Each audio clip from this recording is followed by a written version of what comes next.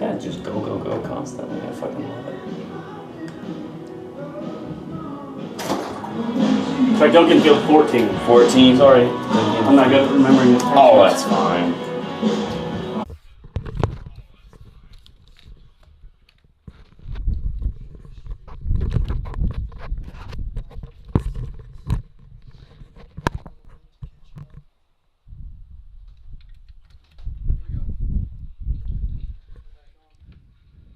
Okay, check. Microphone check. Sodbuster Baseball. Badland Big Sticks. Check. Sending out the message. Control room. No, that one. Okay, so I better do this one. So now let's try Adam. Are you tired of lousy internet and faceless customer service? It's time to experience local, honest, hassle-free, and exceptional. That's the Allo promise. We not only provide crazy fast fiber internet, crystal clear TV, and dependable phone service, but we choose to become a part of the communities we serve and love when everyone calls or stops by our store to say Allo. So don't settle for mediocre, settle for exceptional with Allo. Visit us at allofiber.com/local.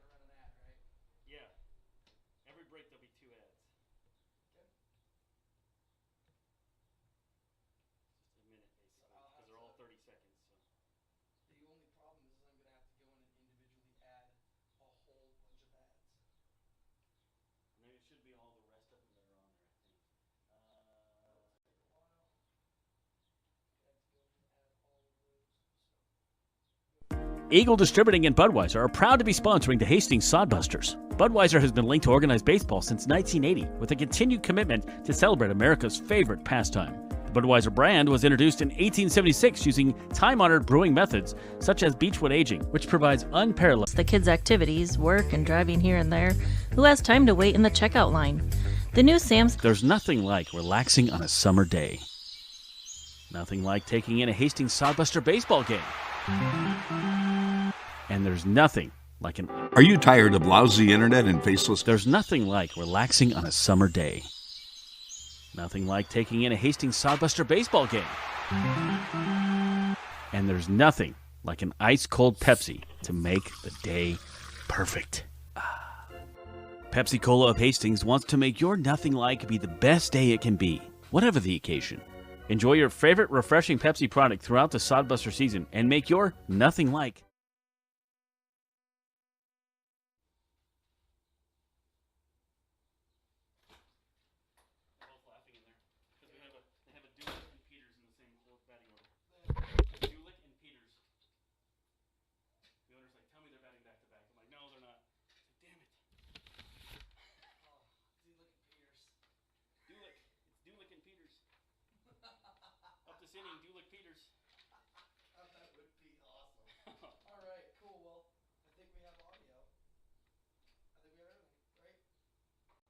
Trusting you.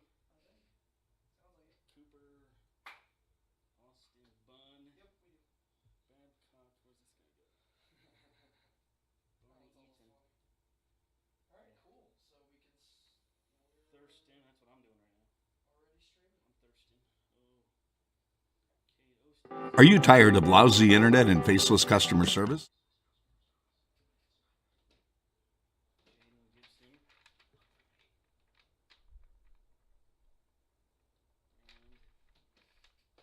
Are you tired of lousy internet and faceless customer service? It's time to experience local, honest, hassle-free, and exceptional. That's the Allo promise. We not only provide crazy fast fiber internet, crystal clear TV, and dependable phone service, but we choose to become a part of the communities we serve and love when everyone calls or stops by our store to say Allo. So don't settle for mediocre, settle for exceptional with Allo. Visit us at allofiber.com/local. You know Graham Tire for their quality tires and service, but did you know that they do brakes, batteries, and oil changes, and even shocks and struts? Graham Tire in Hastings has the quality products and great service you have come to expect from the Graham name. Rick and his crew will get you fixed up and right back on the road safely. And you can trust that the job was done right. That's peace of mind. Graham Tire in Hastings, West 2nd Street, open 7:30 to 5:30, Monday through Friday. A proud sponsor of Sodbuster Baseball. Imagine visiting a place with historic housing districts, beautiful parks, and strolling through downtown shops. No, it isn't a fairy tale. It's Hastings, Nebraska. Hastings is the birthplace of Kool-Aid. You can see the Kool-Aid exhibit at the Hastings Museum, along with many other amazing attractions and a planetarium. And visit the one and only Nebraska Bigfoot Crossroads of America Museum and Research Center. It all starts with the Adams County Visitors Bureau. Start exploring at visithastingsnebraska.com. Experience Hastings with the Adams County Visitors Bureau. Eagle Distributing and Budweiser are proud to be sponsoring the Hastings Sodbusters. Budweiser has been linked to organized baseball since 1980 with a continued commitment to celebrate America's favorite pastime. The Budweiser brand was introduced in 1876 using time-honored brewing methods such as beechwood aging, which provides unparalleled balance and character. Each batch of Budweiser stays true to the same family recipe used by 5 generations of Busch family brewmasters. We welcome you to enjoy a cold Budweiser while cheering on your favorite hometown team, the Hastings Sodbusters.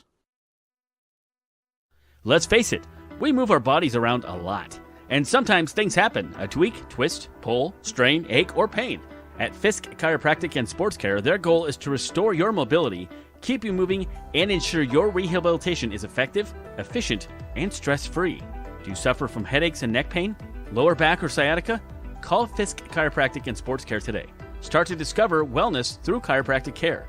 Fisk Chiropractic Sports Clinic.com. Start feeling better now. How do you remember things? Post-it note, string around your finger, smartphone reminder? Whatever you do, remember Nebraska Pick 3 2x2 and My Day. 3 great Nebraska Lottery Lotto games that are all $1 per play with drawings every day. Nebraska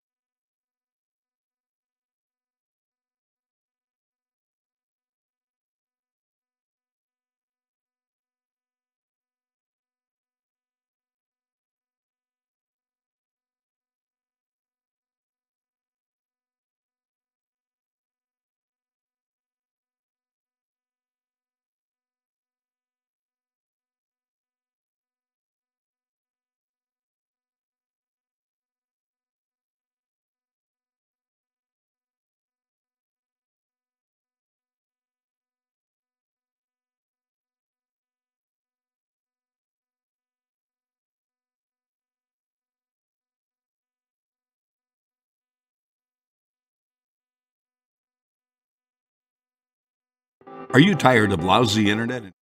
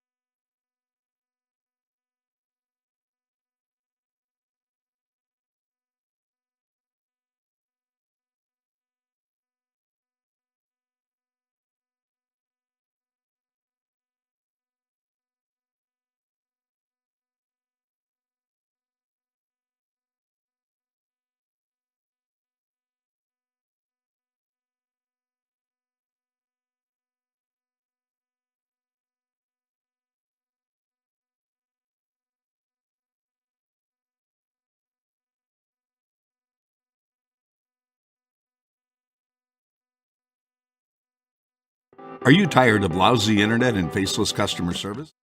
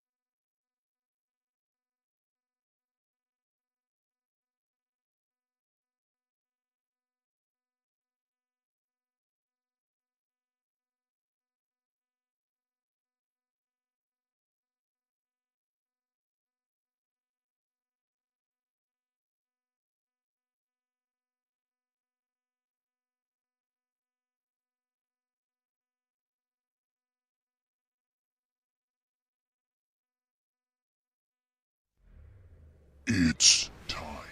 10, 9, 8, 7, 6, 5, 4, 3, 2, 1, 0. So brings up Trevor Matson. Matson, big day with the shillelagh. 2 doubles for him. That thing is a shot to left field. Back goes the left fielder, all the way back to the wall, and it is, that's a home run! Trevor Matson, home run, 370 feet. He is fired up, look at him. That kid is pumped. He has been jacking the ball all night. 2 doubles, and there's a home run. Wow. Double, double, and home run. What a night for Trevor Matson. 3-2 pitch, hit hard, Yes, down the sir. first baseline, fair. 2 runs will score as Riley's around first. He's headed to second. It's a stand-up 2-run double, and 5 are on the board for the Hastings Sodbusters here in the 6th. Matt Hallback comes up now. Hallback chance to be the hero here. The Busters can walk it off. That one into left center field. That's going to do it right there. Walk off. Matt Hallback with the walk-off. And the Busters win it as Tyrell scores the winning run. 2-1 your final. That is the clutch hit. This could be the winning hit. And it is. The runner's going to score. Busters win it. They win the series. Look, 4 hits in the game for Cameron McClure. And there he is right there. I called it. He needed a hit. There's 1 run in. Jackson's coming. Here's another plate. Dawson to the plate. And he is safe. Busters score 2 on it. Nice base running. Jackson and Dawson on their horses. Back up the middle. Again, another hit from McGuigan. Somebody get this guy a bucket of water. He's on fire. Sodbuster Baseball is on the air. All right, good evening, everybody from Duncan Field. This is Josh Salmon and Steve Stein along with you as we get set for Hastings Sodbuster Baseball. It is a very warm, it says 100 degrees out on the thermostat I looked at a moment ago, and I believe it. My car one was screwed up. It said 108, so it's so hot that it doesn't even know what it is. Had a chance to visit with assistant coach Chris Ceballos, and let's go ahead and play that interview right now. He was a very good talker and a good interview, and I couldn't find Luke either, and so he says, I'll talk to you. So here is that interview with Chris about the road trip, and the guys did very well on the road trip. All right, with Chris Ceballos, and let's talk about the road trip. First of all, you guys, in the last 10 games, you're 7-3, which is a good feeling. But on the road trip, you guys went 2-2. It looked like a very good road trip. Yeah, we were really pleased with what our guys did. We came out a little flat that first game in North Platte, but the 3 games that we had in Gearing, I thought we played really well. We got back to our approach, and the guys really bought into what we were telling them, and ended the road trip on a high note. Yeah, I mean, losses were by 1 or 2 points, and so that's nothing wrong with it. Obviously, you'd like to have a win, but if you're going to lose, you want those small margins. Yeah, definitely. I mean, it showed that our pitchers were, doing all the things that they were supposed to do, keeping us close to the games. And baseball, that is what it is. Some games you're not going to be able to get the offense that you'd like, but we were still really happy with what we saw. It all worked out pretty well.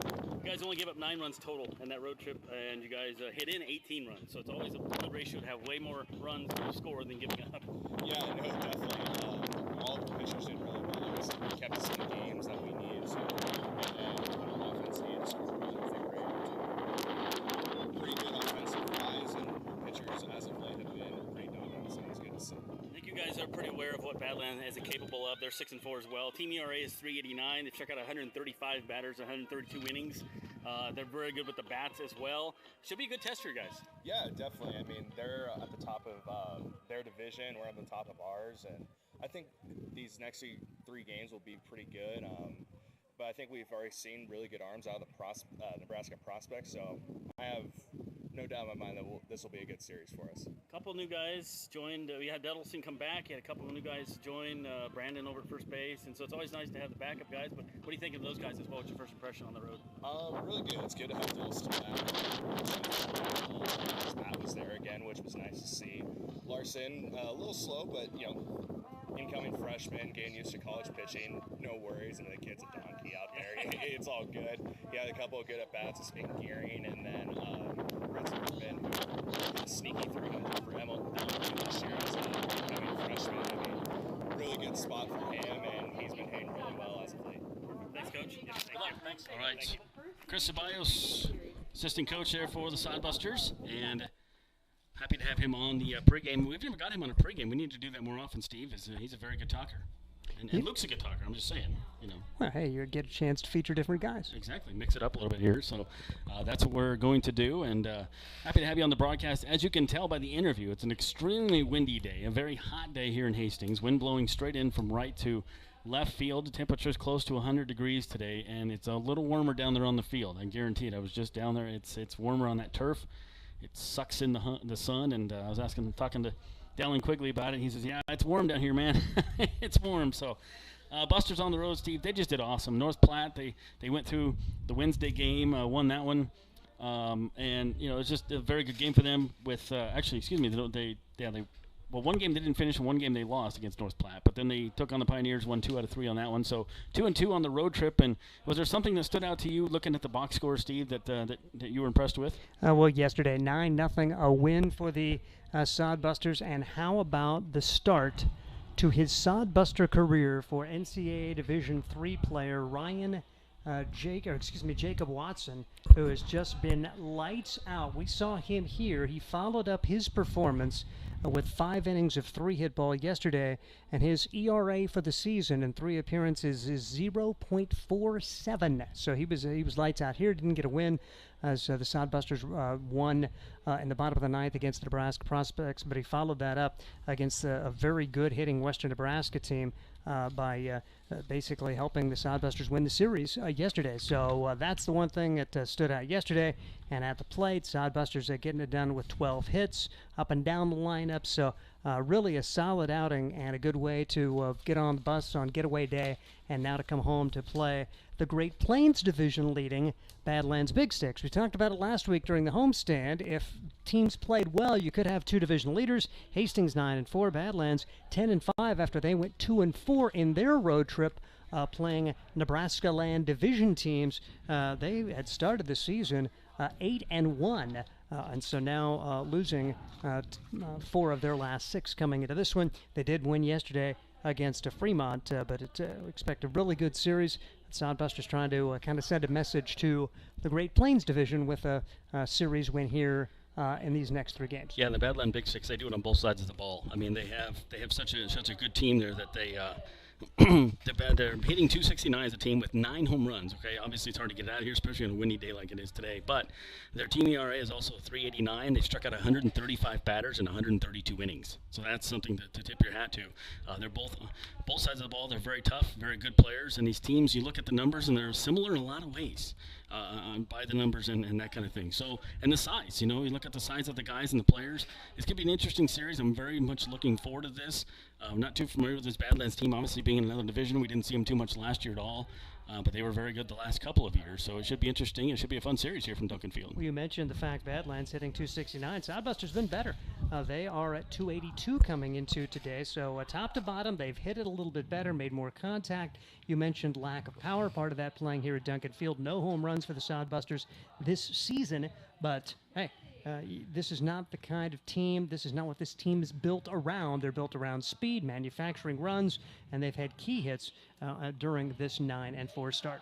All right, let's take a look at the rosters here for the visiting Badland Big Sticks from North Dakota. They're going to lead off with Jake Tilges. He is the DH. Cooper Dulick is the shortstop batting second. You'll have Austin Bunn is in right field batting third. Ethan Babcock Berry is the catcher batting cleanup. Alex Thurston is at third base batting fifth. Kate Ostenson is in left field batting sixth. Jaden Gibson, first baseman, batting seventh. Kobe Krenz is at second base batting eighth. And Kwaite Peters is in center field batting ninth. But the pitcher today is Eric Kessler. So again, it's Tilges, Dulick, Bunn, Babcock Berry, Thurston, Ostenson, Gibson, Krenz, Peters, and Kessler. For your Hastings Sodbusters, Luke Bay is the manager. Here's his lineup. Tegan Tamia leading things off. He is at second base. Aaron Harper, you can pretty much just copy him on second base on every roster card. In the second spot batting. He's at third base. Sawyer Duddleson, happy to have him back in the lineup. He was on fire on the road trip. He's in right field. Brett Zimmerman back on the team. He is at third base batting fourth. Nick Jones batting catcher tonight. Batting fifth. He is at catcher. Blake Scott is at first base, batting sixth. Tyson Curtis is in center field, batting seventh. Sam Adams is the DH, batting eighth. And Garrett Kennedy is in left field, batting ninth. With your pitcher tonight, going to be Ryan Jacobs. So again, it is Tamia, Harper, Duddleson, Zimmerman, Jones, Scott, Curtis, Adams, Kennedy, with the pitcher Ryan Jacobs. Of our national anthem here just momentarily, and players take the field in their green uniforms, white pants, green stripes, green socks, green hats. For Badland Big Sticks, they have the American flag numbers, which I really like. It's going to be a little hard to read, but they're cool-looking uniforms. Gray, all the rest, and red hats. So get ready for our national anthem. So, tonight our anthem will be performed by Angel Runyon.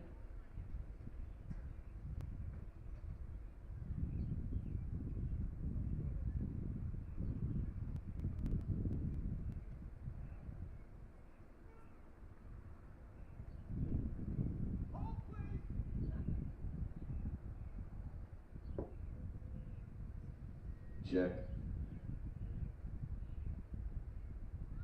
Oh, say, can you see by the dawn's early light what so proudly we hailed at the twilight's last gleaming, whose broad stripes and bright stars through the perilous fight o'er the ramparts we watched were so gallantly streaming, and the rocket's red glare, the bombs bursting in air, gave proof through the night that our flag was still there.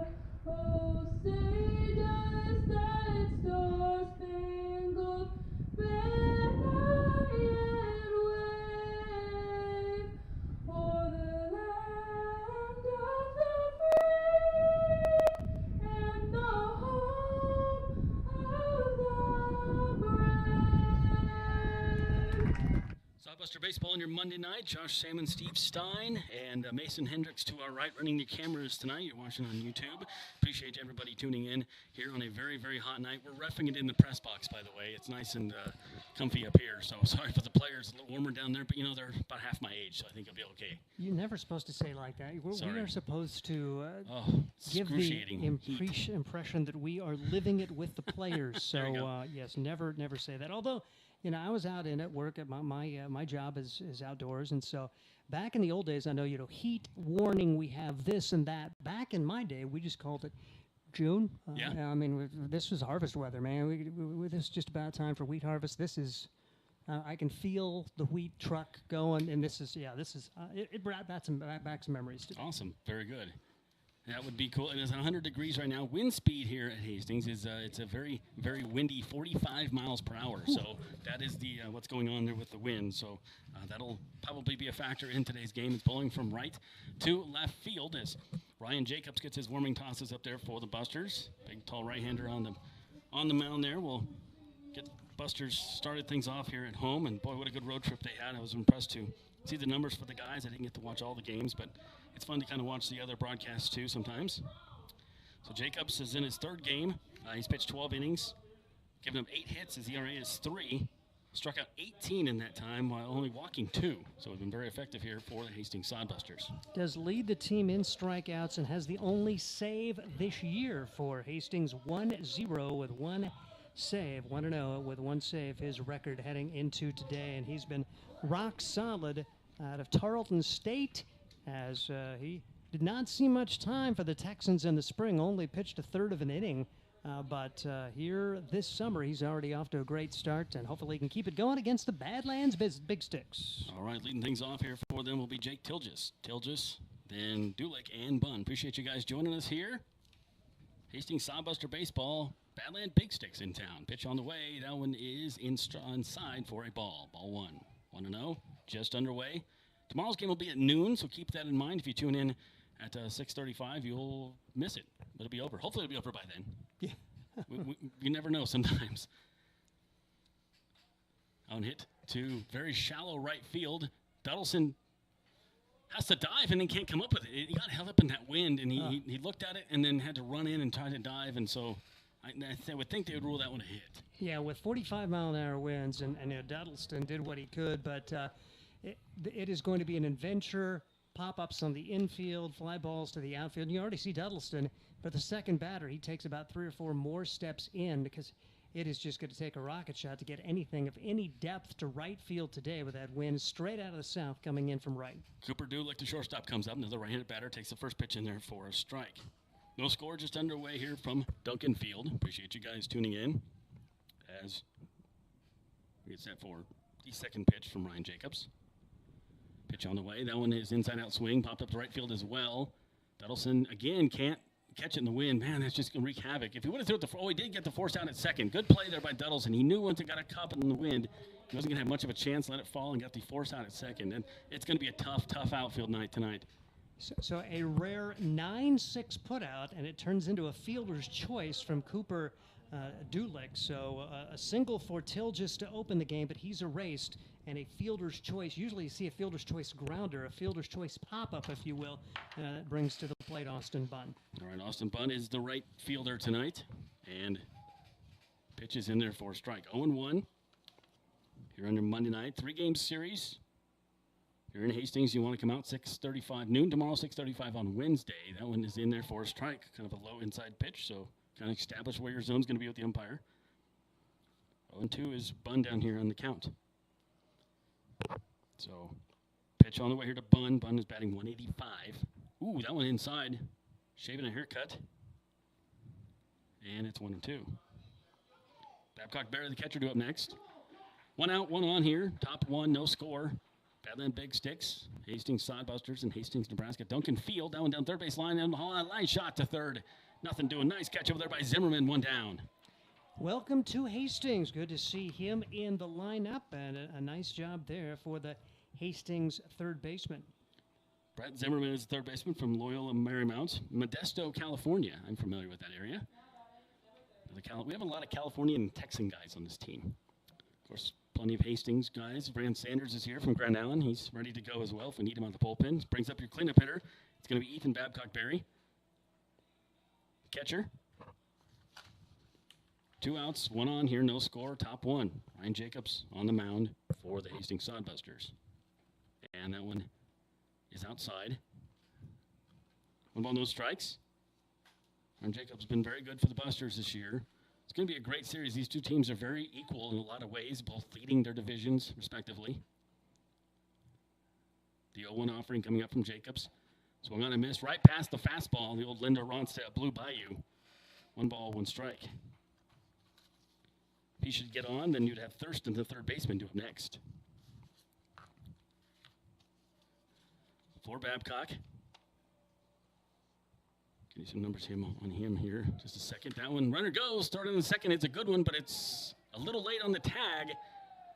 Tamia thought he had the third out. Nice stolen base there by Tilges. No, excuse me, that's by Dulick.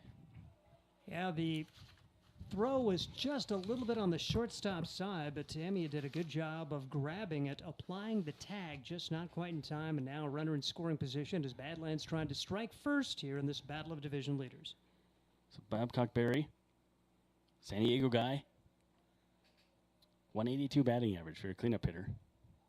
That one inside strike is called. He's been calling those all afternoon here in the first inning. So runner in scoring position right here in the first. 2 outs, though. Ryan Jacobs trying to finish off Babcock Berry here and finish off Badlands in the first inning. 45-mile-an-hour winds gusting from right to left have been a factor thus far. A couple different times. That one very high and inside. And it goes to 3-2. So good at bat here by Babcock Berry. San Diego guy, as I mentioned. Has 22 at-bats this season for Badland. Jacobs comes set, and the pitch. Popped up right field side, slicing out of play. Not in the lineup tonight, Steve, is Trevor Matson. Getting the night off. I'm sure he'll serve as bat boy or ball boy or something. He's got to be involved in the game in somehow. He's down there. I saw him. Did not play yesterday either. 3 balls, 2 strikes, 2 outs. Outfield's very shallow, extremely shallow and right. Dettleson's almost playing second base. And that pitch up high, ball 4. So not what you want to do with the batter. Walking. So brings up Alex Thurston. Thurston is the 5th batter of the inning, 3rd baseman. Thurston comes up here. First pitch in there for a strike. He's had no problem getting the first pitch strikes. He's just finishing off the batters. 21 at-bats for Thurston, batting 190 on the season. 5 strikeouts, no RBIs. Chance for him with runner on scoring position at second base. Also runner at first, 2 outs, top 1, no score. Ryan Jacobs double checks his runner. Pitches a high, 1 ball, 1 strike. 100 degrees at game time. And it's a hot wind out there, too. Those of you who are not from Nebraska who are watching this, it's very humid and windy. Jacobs checking the runner. Pitch on the way. That one fouled off towards the Sodbuster dugout. 1 ball, 2 strikes. Nick Jones, no worse for the wear, went right off his mask. A lot of times you'll see the home plate umpire give the catcher a moment, but he seems ready to go as he's back in his stance here for the Hastings Sodbusters. Thurston back in the box. Ryan Jacobs on the hill here for the Busters. Pitching this year for the Busters have been very good for the most part. Especially on the road, they were very good as well. That one, ooh, that just missed. He's been calling that a strike all day. That one just a fraction off of that strike zone. 2 balls, 2 strikes, 2 outs, 2 on. No score, top 1. Badland Big Sticks threatening. Pitch coming up here. And that one in there for strike 3. On the outside corner, he got the call this time, and frozen in his tracks is Alex Thurston. Down goes the Badland Big Stick. So no runs, 1 hit, no errors, and 1 left on base. At the end of a half inning, our score is 0-0. Hastings Sodbusters coming up. This is Sodbuster Baseball. Are you tired of lousy internet and faceless customer service? It's time to experience local, honest, hassle-free, and exceptional. That's the Allo promise. We not only provide crazy fast fiber internet, crystal clear TV, and dependable phone service, but we choose to become a part of the communities we serve and love when everyone calls or stops by our store to say Allo. So don't settle for mediocre, settle for exceptional with Allo. Visit us at allofiber.com/local. There's nothing like relaxing on a summer day. Nothing like taking in a Hastings Sodbuster baseball game. And there's nothing like an ice-cold Pepsi to make the day perfect. Pepsi Cola of Hastings wants to make your nothing like be the best day it can be, whatever the occasion. Enjoy your favorite refreshing Pepsi product throughout the Sodbuster season and make your nothing like memories. Pepsi Cola of Hastings, a proud sponsor of Hastings Sodbuster Baseball.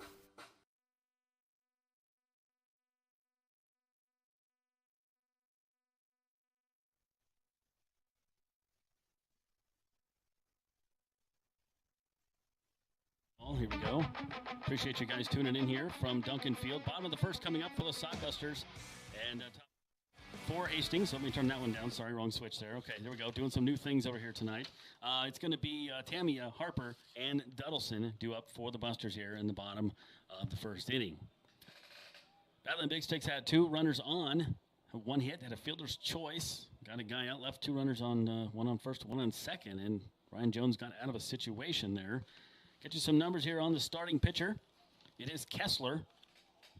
Kessler, the right-hander, out there for the Badland Big Sticks. And for Kessler, his numbers, this is his 5th appearance. First start of the year. He's only pitched 7 innings. ERA is .257. He struck out 11 batters, have walked 6, and has given up 2 earned runs all season. Also has 1 save. So getting a chance to get the start here for Badland.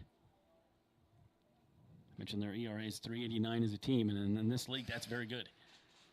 They've struck out 135 batters in 132 innings. That's a good ratio for them.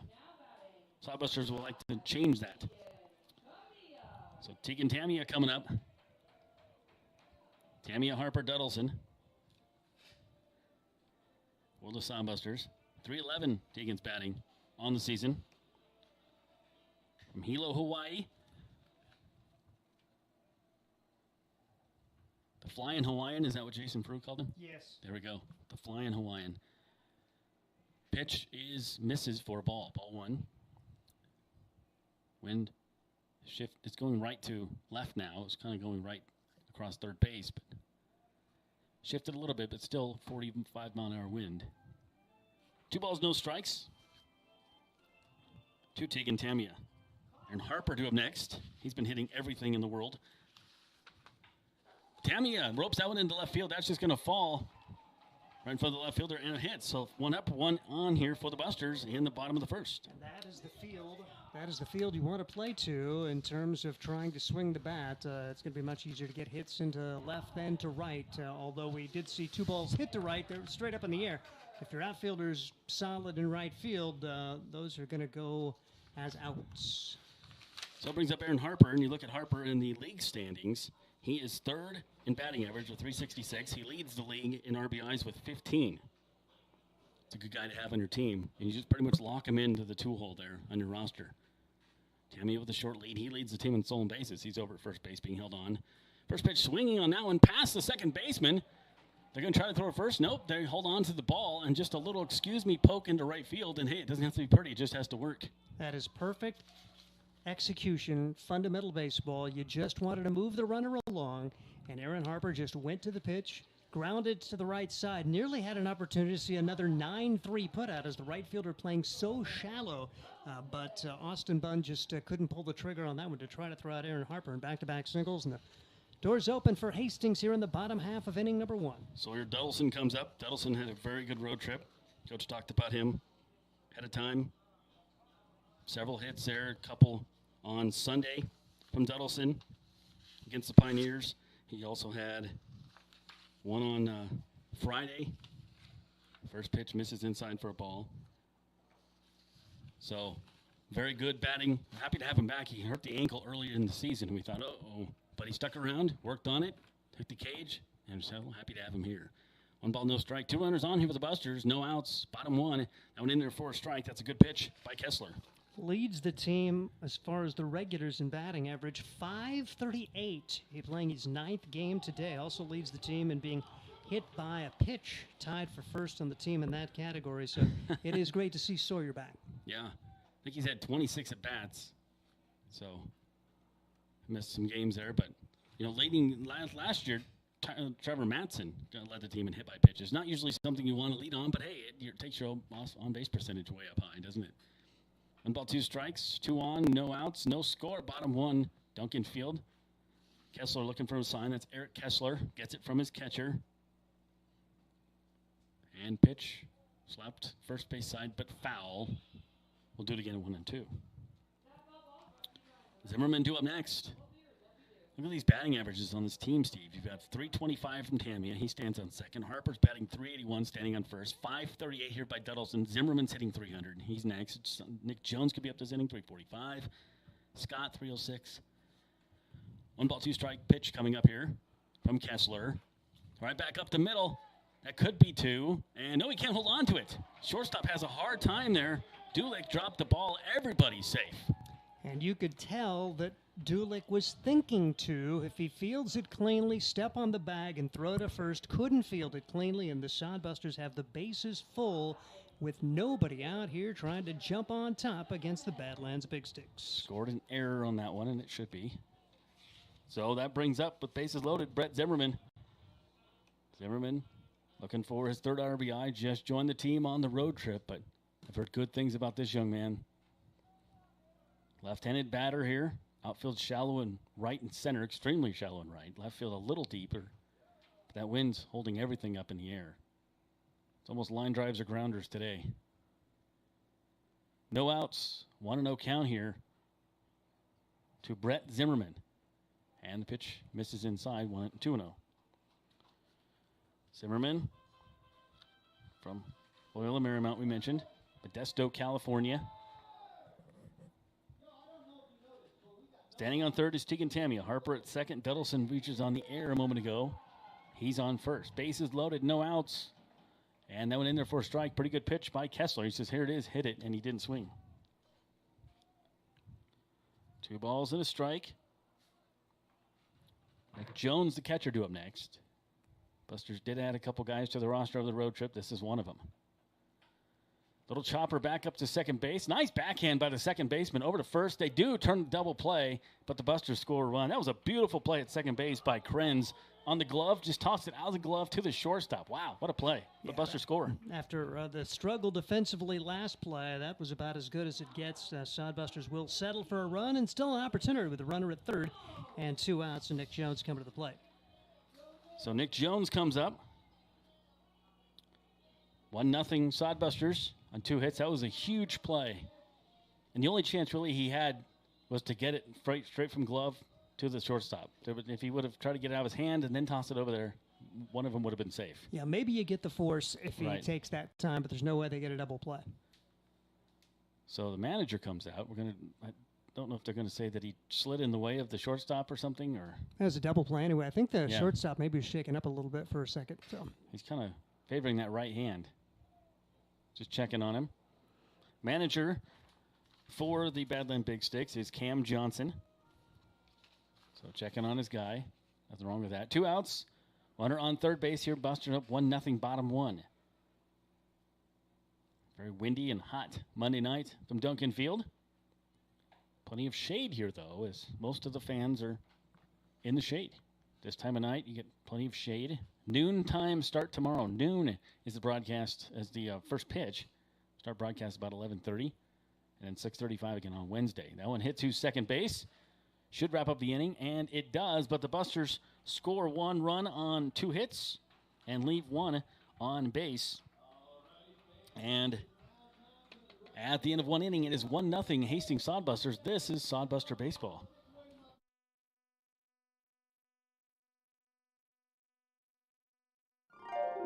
Imagine visiting a place with historic housing districts, beautiful parks, and strolling through downtown shops. No, it isn't a fairy tale. It's Hastings, Nebraska.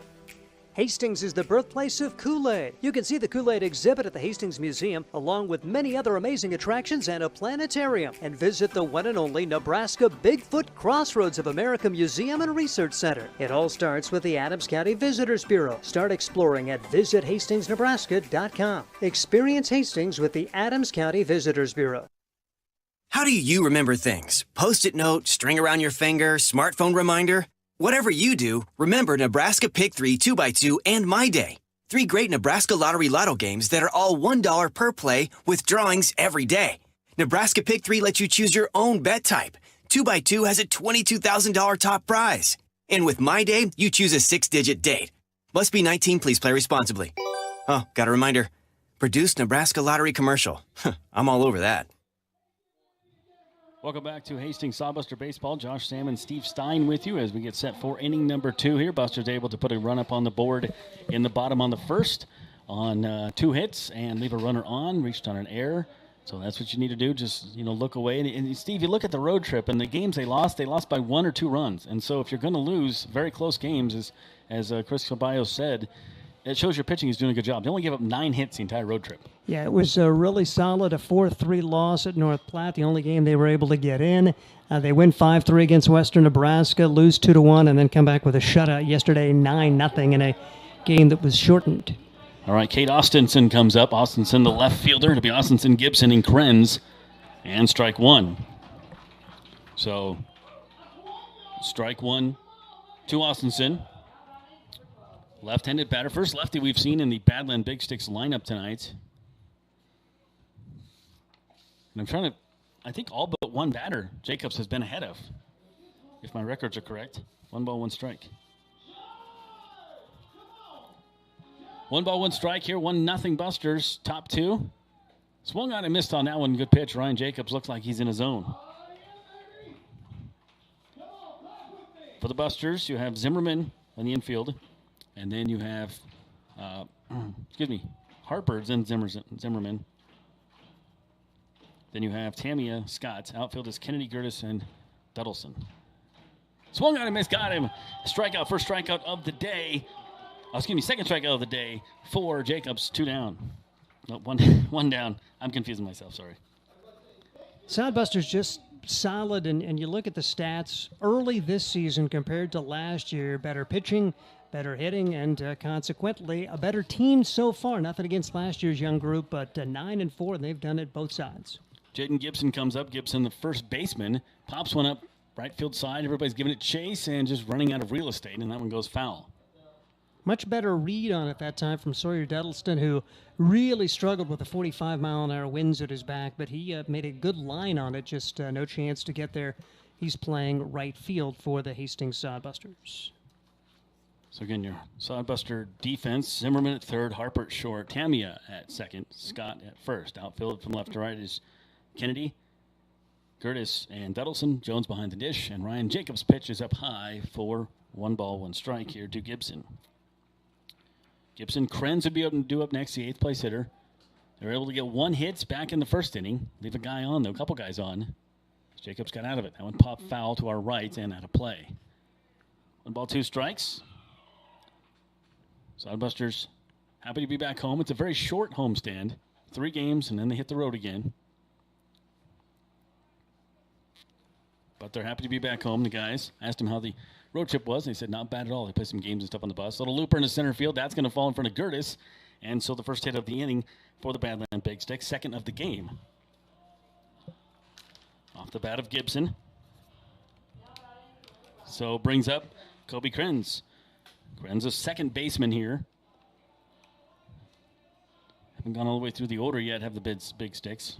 Kobe Krenz from Dickinson, North Dakota. 226 batting average. This is his 32nd at bat on the season. Only 1 RBI. You look at their lineup and their batting averages, they're not very high, but you wonder how these guys score so many runs. It's their pitching that keeps them in the game, and then they end up scoring enough runs to get the win. That one outside. Excuse me, it's called a strike. I think they called the bunt. Looks like the pitch wasn't a strike to me. No balls, 1 strike, 1 out. Jacobs gets the sign. Runner on first stays. Swung on and missed on that one, and he's quickly ahead in the count 0-2 once again. Already 2 strikeouts on the day for Jaden Gibson. For Ryan Jacobs. Gibson is standing on first. Kobe Krenz is the batter. A lot of right-handed batters in this Badland Big Stick lineup. All but 1 thus far. Reaches out and just pokes that one foul, just trying to get a piece of it and staying alive. That's exactly what he did. It remains 0-2. So Kwaite Peters up next. No runs, 2 hits, 1 error for Badlands. 1 run, 2 hits, no errors for the Buster. Swung on and missed, got him. 3rd strikeout of the day for Jacobs. Have a seat there, Kobe Krenz. Jacobs had that good start against Spearfish, a win in that one, struck out 10 and allowed only 2 runs on 1 hit. That was actually a relief appearance. So he came in and picked up the victory in relief in that one. So up now is Kwaite Peters. Down the third base line, but that is foul. Only batting 195 on the season. 41 at bats for him. He's from, West Fargo, North Dakota. So sticking with the North Dakota closest team, why wouldn't you? Stick close to home. I don't know how far that is from Minot. Aren't they from Minot? Dickinson, sorry, North Dakota. No balls, 1 strike, and that one in there 4 strike. Strike 2. Fargo's a long way from Dickinson. Is it? Yeah. Dickinson's west. Fargo, I think, is about as far east as you can get. Okay. No balls, 2 strikes, 2 outs, runner on, 1-0 Sodbusters. Jacobs trying to finish up the inning, and losing his lumber, going towards everybody's okay as Luke Bay checks his life insurance policy. Woo! Some good reflexes there as that ball went flying towards the Buster dugout. What? Yeah, you start taking that personally when that comes right at you. What is Coach Chris holding up there? I don't know. Something for his bat, perhaps? Yeah, I think so. Yep, and he does put a little pine tar or some little adhesive there. There you go. Yes, please do that. Chris was offering some out of their dugout. That's fine. All right, no balls, 2 strikes. A little dramatic moment there. Grips up on the bat. Here is the 0-2 from Jacobs. Runner on first. Swung on and missed. Got him. Made him look bad on that one. Strikes out 3 of 4 batters this inning. 4 in the game for Ryan Jacobs. He is cruising through 1.5. Our score is 1-0. You're listening to Sodbuster Baseball.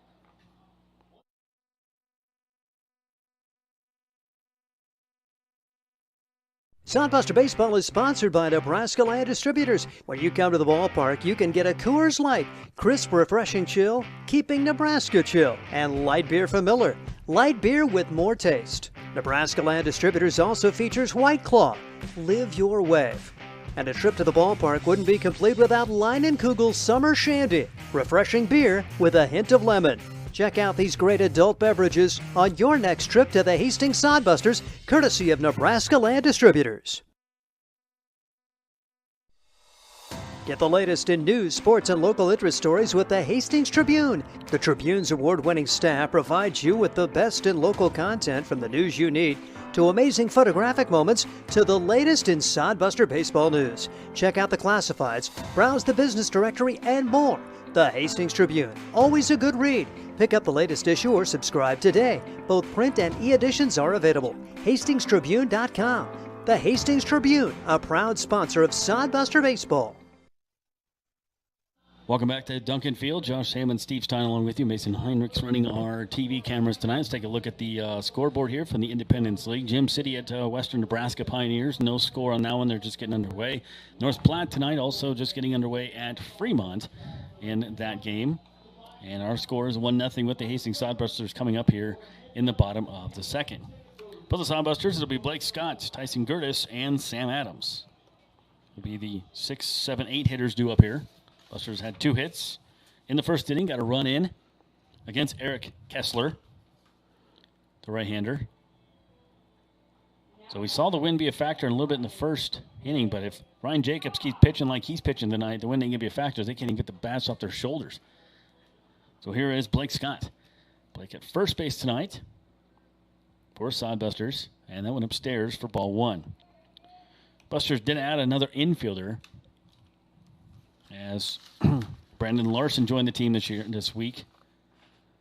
That one back up the middle off the pitcher's hand. Scooped up by the shortstop over to first. Plenty of time. Nice play there by the shortstop, Dulick, and there's one down. Yeah, Cooper Dulick had that bobble in the first inning for the lone error that led to the unearned run, but really nice turn of a double play in that inning, and then came all the way across the bag to grab it and gun down Blake Scott for the first out here in the second. So Brandon Larson joined the team.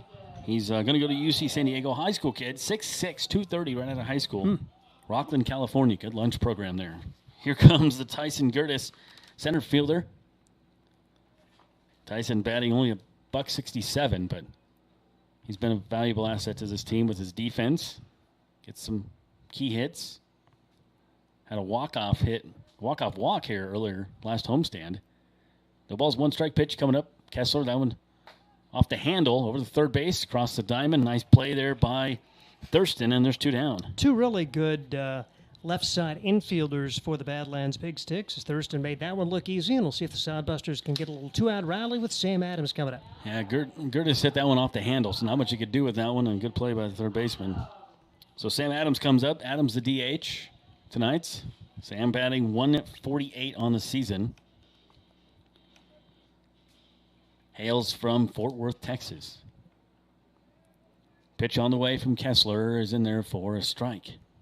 So Kessler seems to be finding a little bit more of a groove here, and that's not good news. Busters are up 1-0 though, bottom of the second. Watching on YouTube, Sodbuster Baseball. That one fouled off on a check swing. And so it goes to no balls and 2 strikes. Garrett Kennedy would be up next if Sam Adams can find a way to reach. Busters had 2 hits in the first inning, able to score a run. Also got to reach on an error. 1-0 our score. No balls, 2 strikes, 2 outs. Sam Adams. He is the batter. Swung on and missed, and quickly down are the Busters here in the second. Nothing doing for the Hastings Sodbusters in the bottom of the second inning. Third inning coming up. This is Sodbuster Baseball from Duncan Field.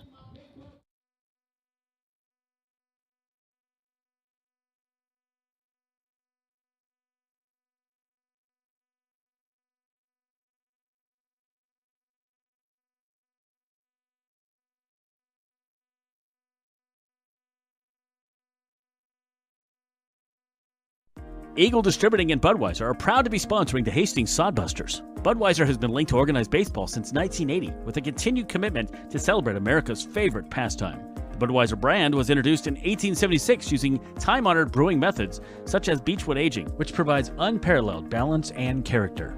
Each batch of Budweiser stays true to the same family recipe used by 5 generations of Busch family brewmasters. We welcome you to enjoy a cold Budweiser while cheering on your favorite hometown team, the Hastings Sodbusters.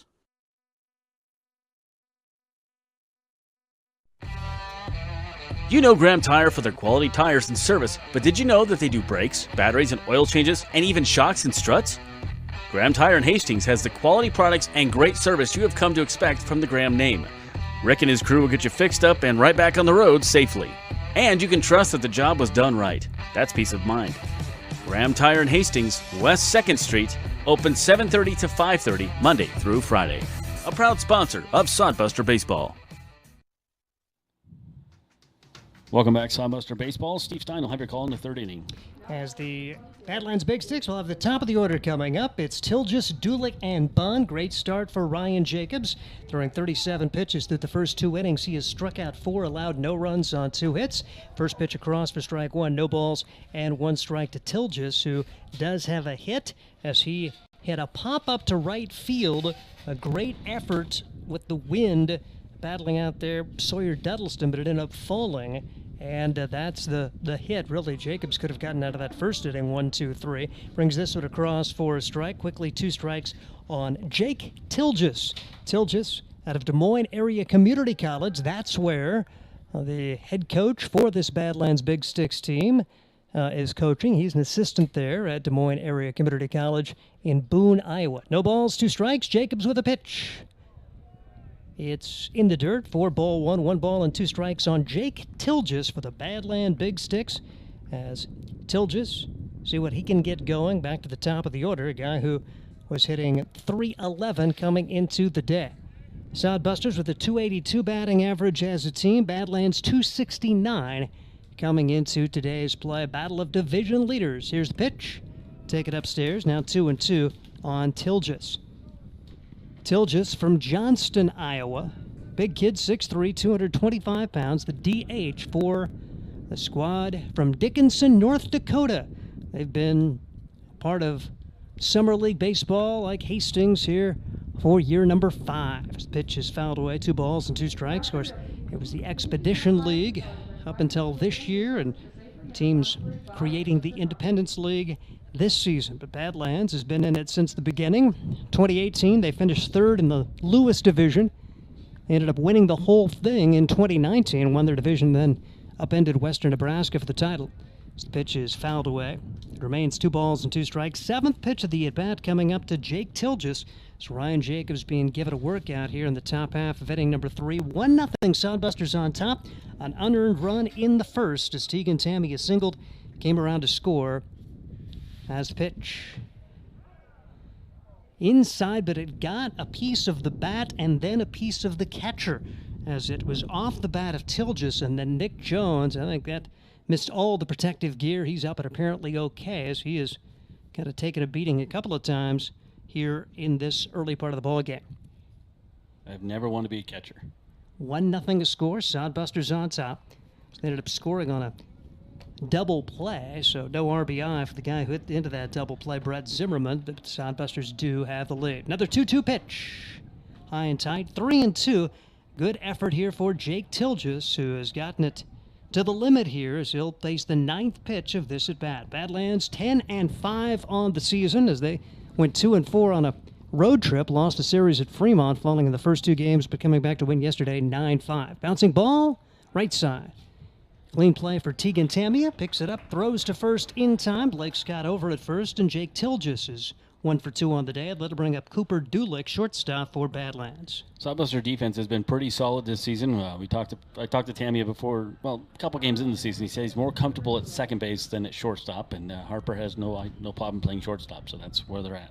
Cooper Dulick had a pop-up to right field. It was an adventure out there in right the first couple of batters as this pitch is missing for ball 1. It fell in front of Sawyer Duddleston, but Duddleston alertly threw to second to get the force play And so Dulick reached on a fielder's choice. 1 ball and no strikes. The pitch fouled away. 1 ball and 1 strike as Ryan Jacobs continues to fill up the zone.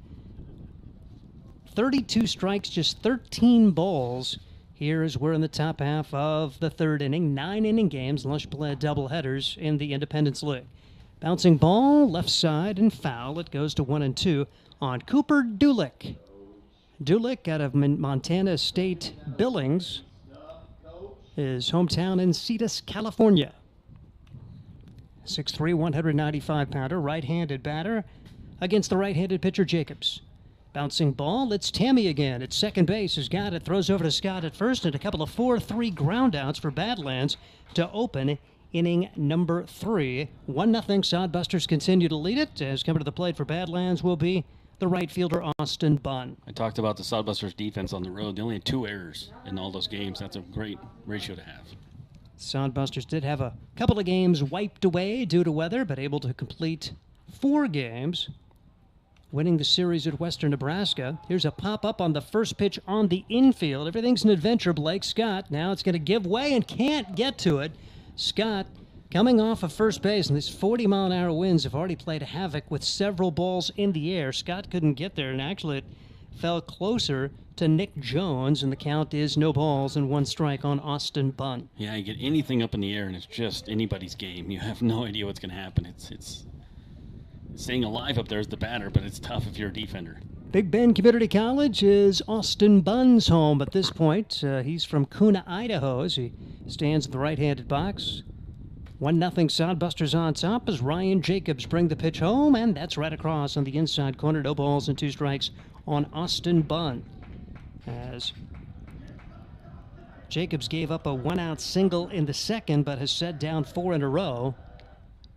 0-2 pitch outside. Great stop there. Good effort for Nick Jones, and the count goes to 1-2 on Austin Bunn. Mentioned Cam Johnson, the head coach. He's the hitting and strength and conditioning coach at Des Moines Area Community College. Has a couple of assistants with him. 1-2 pitch. Called strike 3, and a solid start continues for Ryan Jacobs as the Badlands Big Sticks go down in order. No runs on no hits. We head to the bottom half of inning number 3. It's still Hastings 1, Badlands nothing. This is Sodbuster Baseball.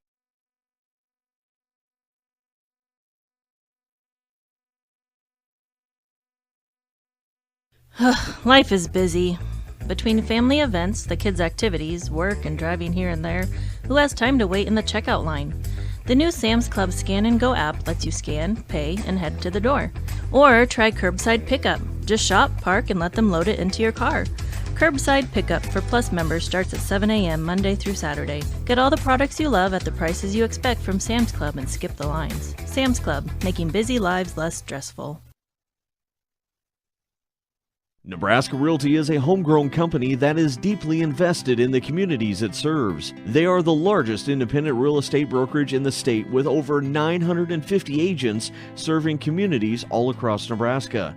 Nebraska Realty operates on the same principles and values as the people of this state: honesty, hard work, community, and people. They recently opened an office in Hastings and are excited to be part of the community and do their part in helping it thrive. See what Nebraska Realty can do for you at nebraskarealty.com. At the bottom half of inning number 3, 9-1-2 coming up. It's Kennedy, Tamia, and Harper to try to get the measure of Eric Kessler. Kessler gave up hits to the first 2 batters he faced, but worked around that, gave up an error and an unearned run, but since that time has been able to battle through as he retired 6 in a row. Eric Kessler, right-hander. It's a good pitching duel going on right now between Kessler and Ryan Jacobs as we get a first look at Garrett Kennedy of this homestand. Garrett Kennedy coming into today with a batting average of .208. No home runs, 3 RBIs. He has scored 6 times. He's also walked 5 times and been hit by a pitch 3 times, so he has been on board plenty. .406 on base percentage, despite only hitting just a little over 200.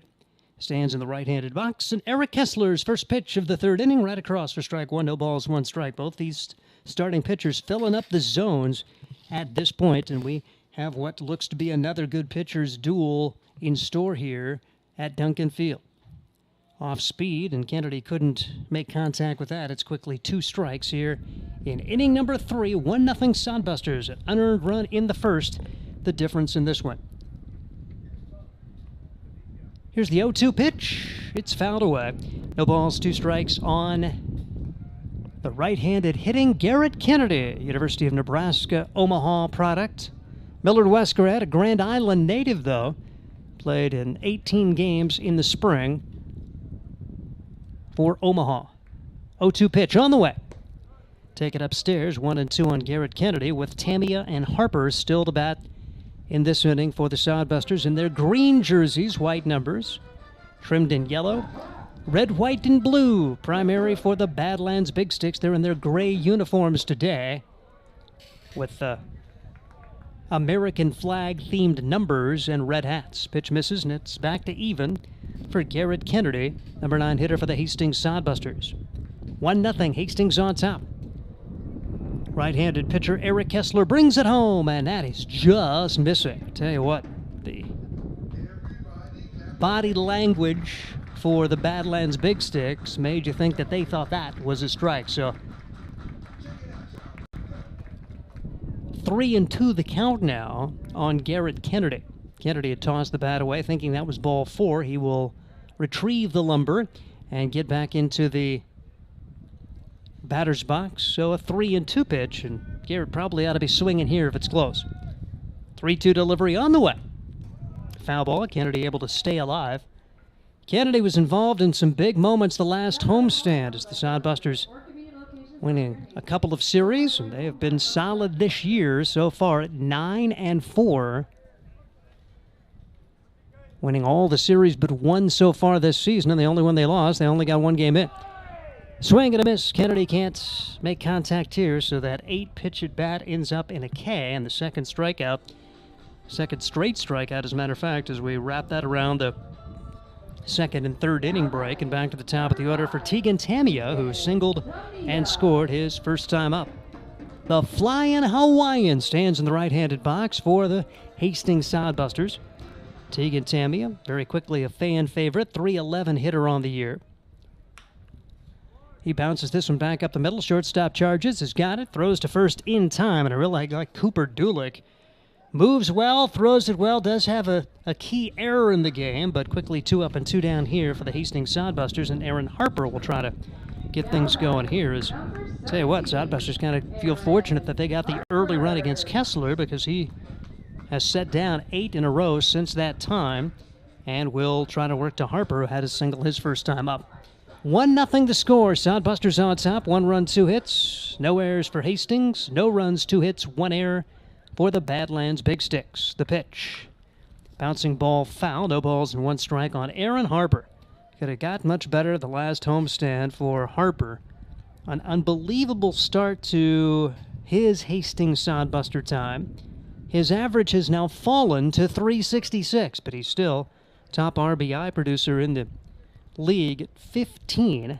He's also walked 7 times, been hit a couple of times, leads the team in doubles with 4, and he scored 6 times, and he came up with so many hits for RBIs late in games in that last homestand. Takes ball 1, 1 ball and 1 strike to Aaron Harper, playing his college ball at Northern Illinois. 1-1 delivery. Upstairs for ball 2, 2-1 the count on Aaron Harper. 1-0 Sodbusters on top, as Aaron Harper able to hit .272 in the spring for the Huskies. 2-1 delivery, right across for strike 2, 2-2. And love Eric Kessler's approach. He's just been bringing strikes. Ryan Jacobs as well. Very well-pitched game through the first third of this contest. 2-2 delivery on the way, and swing and a miss. The ball's in the dirt. Throw down to first, and in time to complete the strikeout. Good hustle there for the Badlands Big Sticks backstop, Ethan Babcock-Berry. So he was able to gun down Aaron Harper. So another strikeout, and that'll bring an end to this third inning. No runs on no hits, and we head to the fourth. It's still Sodbusters 1, Hastings nothing. This is Sodbuster Baseball.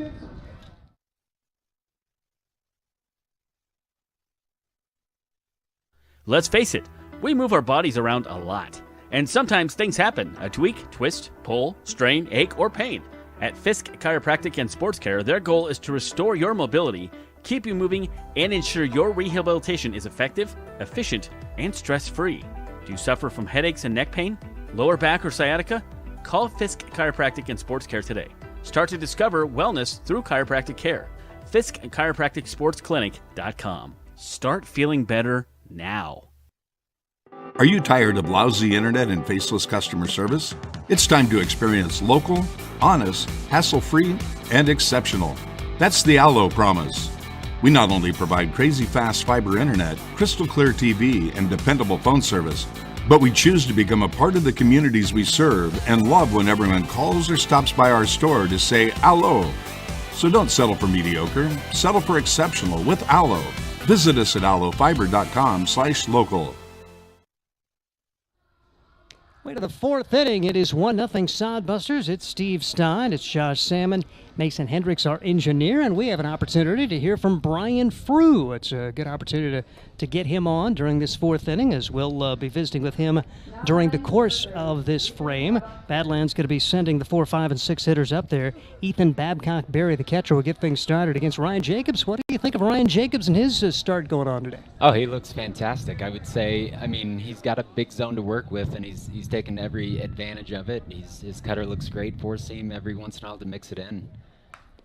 That's what you want to do at Duncan right there. First pitch swinging, popped up down the third base line, although everything's an adventure in the outfield today. Very well played, making it look relatively easy, Garrett Kennedy, because it has been an adventure in the outfield and the infield today with these wins. Yeah, I was talking to Calf just now, and we were talking about how not all these guys are from the Midwest where it blows like this in the summer. So I know Garrett Kennedy's a Midwest guy, so he's played in some windy conditions before. So he's got an advantage over some of these other guys, I would imagine. So one pitch, one out. Ryan Jacobs still now will be throwing his 50th pitch of the game. Alex Thurston up there struck out looking his first time up and takes strike one. And really, top to bottom, with few exceptions, Sodbuster pitchers have done a pretty good job of getting strike one this year. I mean, there may be a couple of games where that's been disappointing, but for the most part, it seems like there's been really good starting pitching.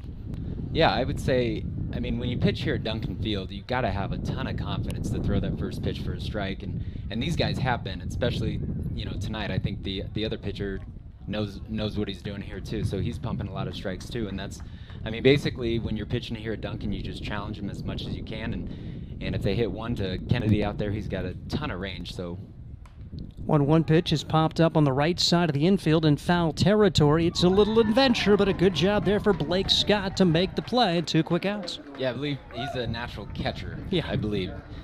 So catching those dimes back behind the dish are pretty hard, but he's got to deal with the wind out there first base, and also there's a huge drop-off because the field's set up that way. But he managed it well, and that was not as bad as the last one, at least.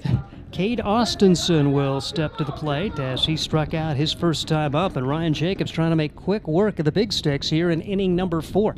And the pitch right across for strike one, no balls and 1 strike. And a guy who has not been in the lineup for the last few games, one of the fan favorites, Trevor Matson.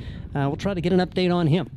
Yeah, Trevor got hit by a pitch in the calf the other day, and that's got to be foul, right? Yep, foul ball right side, and it goes to no balls and 2 strikes. Yeah, so you get hit in the calf. I mean, he's not injured in any way. It's just when you get hit in the calf, there's that ball you got to deal with, and it makes it hard to run.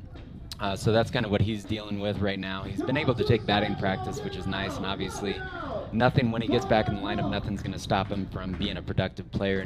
And really, I talked to him earlier. He said sometimes when you get that some of your legs get injured, it actually becomes better to hit because you don't have to deal with it happened to me once when I was in college. I got a hit in the back calf in February, so it took about 2 months to work itself out. But I found that my plant foot, I wasn't striding as heavy, so I was able to keep my feet under me and stay on better balance, and hopefully he's okay. But yeah, Trevor's got the calf thing. I would be surprised, especially with how hot it's going to be this week, if he's not back in the lineup in the next 2 games. So we'll see, but he's not injured, but he's not feeling 100% at the moment. Cade Austinson fouled a pitch off his foot, and right now he is trying to walk that off. And man, there's nothing quite like that. I mean, you have those protective gear on, but right off the top of the foot. It is really painful, and I'm sure you've done that a few times in your life. Actually, I didn't do it that often. Really? I was never out in front. I was kind of a slap hitter the other way, so I would be more likely to be late on it than to be early enough to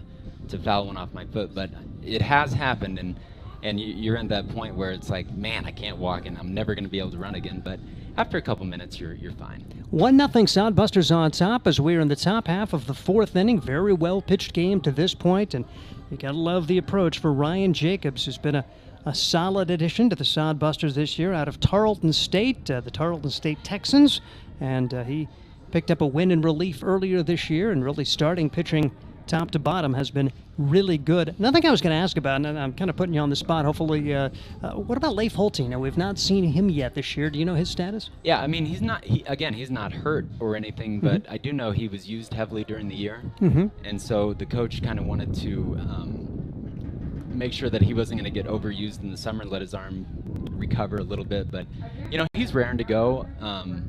He's going on all the road trips with us, and he's not hurt. He's not hurt at all, but it's just a matter of we want to give his arm time to, and like I always say, we're not, these aren't our players. We're just renting them for the summer. So we want to make sure we take care of these guys really well and make sure they're well rested, and we send back a product that's just as good as we found it. And I was going to mention that is the ultimate. I mean, you love to see great baseball. You want to see really baseball like this. I mean, a great pitchers duel going on, well played to this point. The errors, the only difference in the game, but these guys have specific things they want to work out on, and your coaches know that. There are certain guys I know last year, a converted infielder was probably the best outfielder for the Sodbusters just because that was the goal for him for the summer. Yeah, and Scott does a great job of communicating both with the player and the player's coach to make sure that we're doing the right thing for these guys, because at the end of the day, we want to be able to recruit good players, and the only way you can do that is by having a good reputation of taking care of these guys. So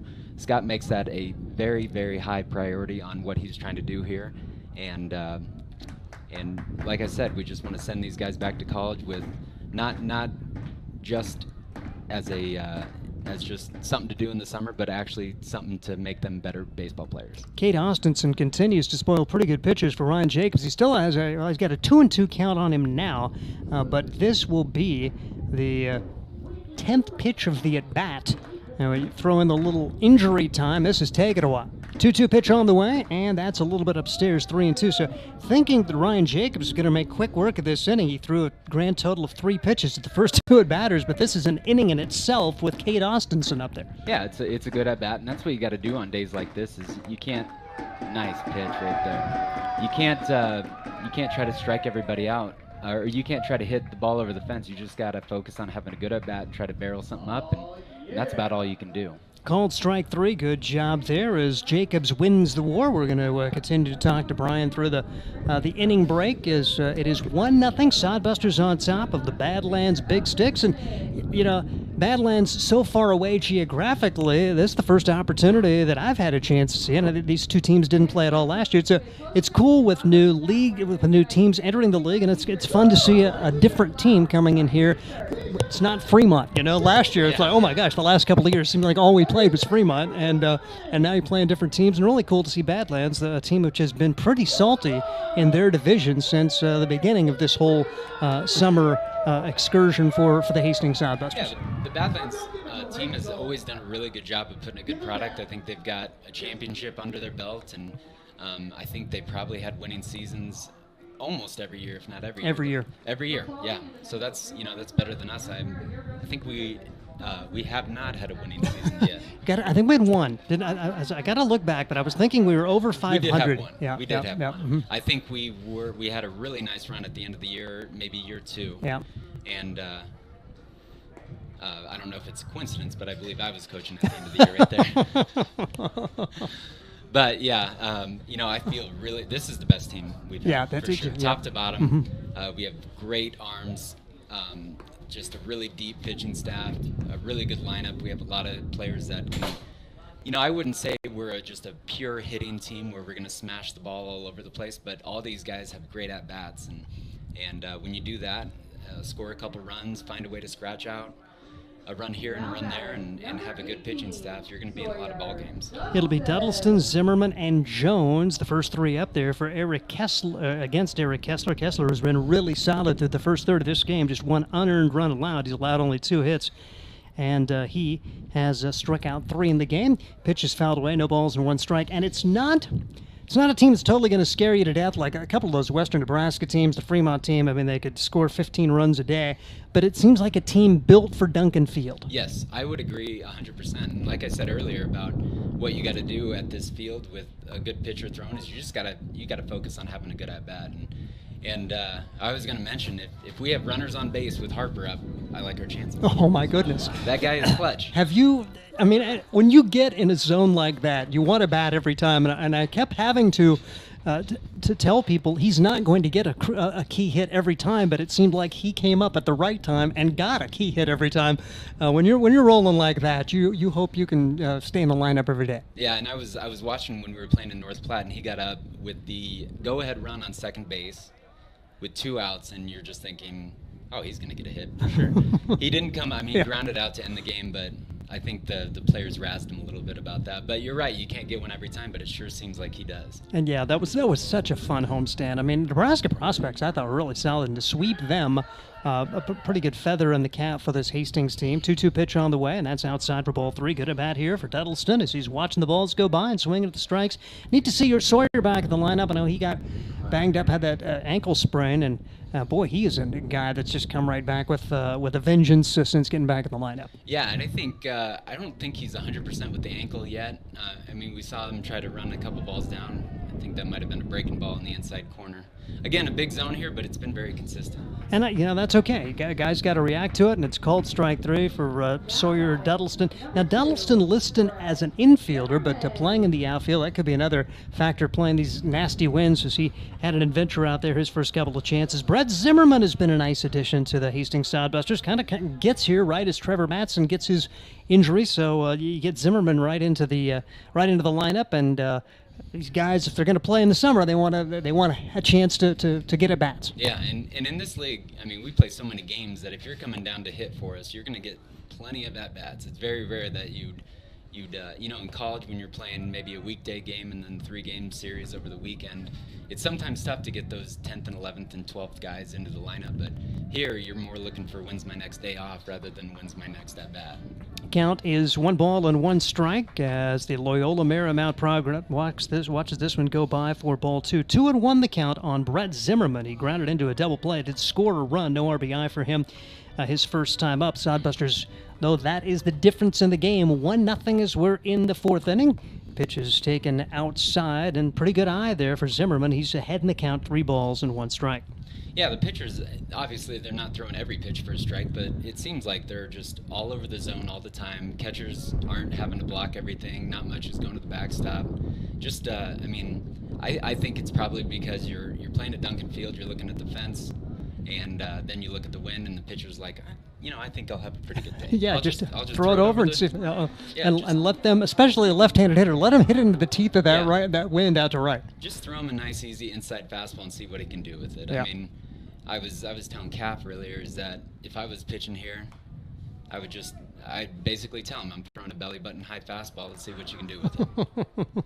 3-2 the count on Brett Zimmerman, I should say, after Duddleston struck out to begin the inning. Sodbusters 9-4, Badlands Big Sticks 10-5. Battle of divisional leaders. Good chance to see 2 more games between these 2 teams noon tomorrow, and then it's going to be back to a 6:35 game on Wednesday. As good at bat here for Zimmerman. He works a walk, 1 on, 1 out for Nick Jones. Yeah, and especially if we get Gertie's, Kennedy, and DQ out there at the same time. Yeah. Yeah, I think DQ's got a day off today. Yes. Yep. Quigley not in the lineup. Boy, yeah. There are some flyers out in the. Oh yeah. Yeah. That's fun. 3 center fielders basically. Yeah. Mm-hmm. Gertie's is the slowest out of the 3, and I'd say he's not doing too bad in the 60-yard dash. Yep.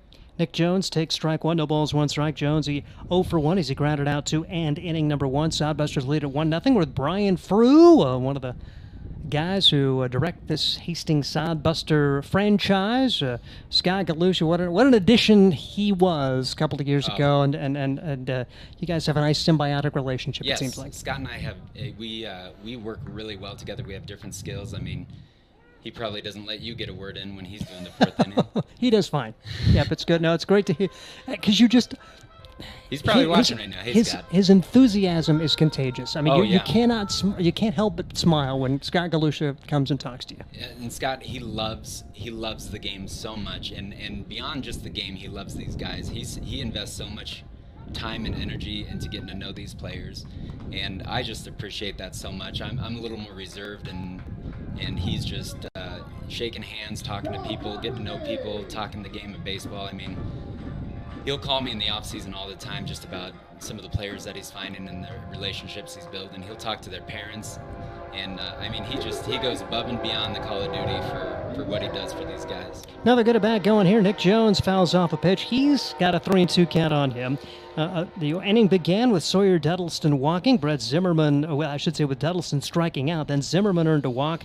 Jones up there now as they are making Eric Kessler work, trying to manufacture a rally here, leading at 1-0, and a pitch is high. So 2 good at-bats, back-to-back walks. Kessler looking really solid through the first third of this game, but now his first 2 walks of the contest, and all of a sudden Scott and Curtis have a chance to get something going, and we'll see a slow walk to the mound for the coach for the Badlands Big Sticks, Cam Johnson. Usually when you see a walk that slow, it's trying to get somebody up in the bullpen, but there they go. Somebody's hustling down there, so I don't think the coach is injured either. He's just strategically walking slow. Taking his time. And like I say, it's really cool to see this team come. And a rare noon game tomorrow. I know you try to keep the 6:35, but there's also such a relationship that you have to have. And I think you guys do a great job of working with the Legion program. I think they've probably been pretty good working with you, trying to get your home games when you can get them. But this field is pretty much in demand. And what a facility you've got to play at here at Duncan. Oh, absolutely. And it's great to have the facility to do this. And Hastings Legion plays a ton of games. We obviously play a ton of games. So there might be just maybe a handful of days in the summer that this field isn't being used, which is great. I mean, it's great for the city of Hastings when you have a facility like this, you want it to get used. So they definitely use it. Really good Legion program, and they've been great to work with. And sometimes noon games are fun. Maybe you can bring out the kids, and we'll do some deals for hopefully some cool snacks for tomorrow. Awesome. First and second, 1 out. Big chance here for the Sodbusters to add a 1-0 lead. First pitch strike to Blake Scott, who leads the team in triples this year with 3. He has 3 of the 6 triples. He is a catcher. And so he's got to have a little bragging rights there for this Hastings Sodbuster team. Triples, to me, the most exciting play in baseball. I love watching triples as the pitch is taken high, and this is a ballpark built for triples. Absolutely. Yeah, and if you can run well enough in the Parkers, too, and that's arguably more exciting than a triple. So I got a chance to hit a couple in the Parkers here when I was in high school, and I always they used to have the light poles inside the fence back when I played. Yeah. And they were the big tower lights, and I once hit one dead center, and it rolled on under the towers. And I used to joke that I could have made it around the bases twice because the kid had to dig crawl for under. it, huh? Yeah. Uh-huh. Well, I think maybe last home game we had, there was a ball hit to right field, and our right fielder had to go under the scoreboard, come out on the other side, and then throw it in. And I have seen a kid try to throw it in from there and hit the back of the scoreboard? Yeah. Oh, wow. I believe that was in Parker, too. 3-1 the count now. Blake Scott is, boy, oh boy, Eric Kessler in danger of walking the bases loaded here after he had not walked a man the first 3 innings of this game. Today, like today, I want to take advantage of opportunities with the wind wailing in from right, and there's a 5-pitch walk to Blake Scott. The Sodbusters have him loaded with no hits in the inning, and we'll see what the 7 and 8 hitters can get done with Curtis and Adams coming up. Yeah, fatigue might be an issue. It is hot out there. Up here, we got the AC rolling, but... Shh, we don't tell everybody. We are feeling the heat, Brian. That's what we tell, I'm seeing it out there. I feel it for them. But, it looks like we get a mound visit. Open guy needs a little bit more time, but a lot of times the fatigue doesn't necessarily mean the total amount of pitches thrown. Yeah. But sometimes if you get to 25 or 30 in an inning, the fatigue starts to set in a little bit, even if you've got only 50 to 60 pitches in the contest. And it was 36 pitches coming into the inning. He has thrown 24 this inning. Yeah. And the back-to-back-to-back walks. And keep in mind, you say, well, Sawyer Duddleston just struck out at the beginning, but keep in mind he had a full count strikeout. So even though there's been no hits in the inning, there's been a lot of effort put forward for Kessler to find the strike zone here in inning number 4. Brian? Yeah, and sometimes that's trying to work walks and foul off pitches and maybe even taking a few strikes.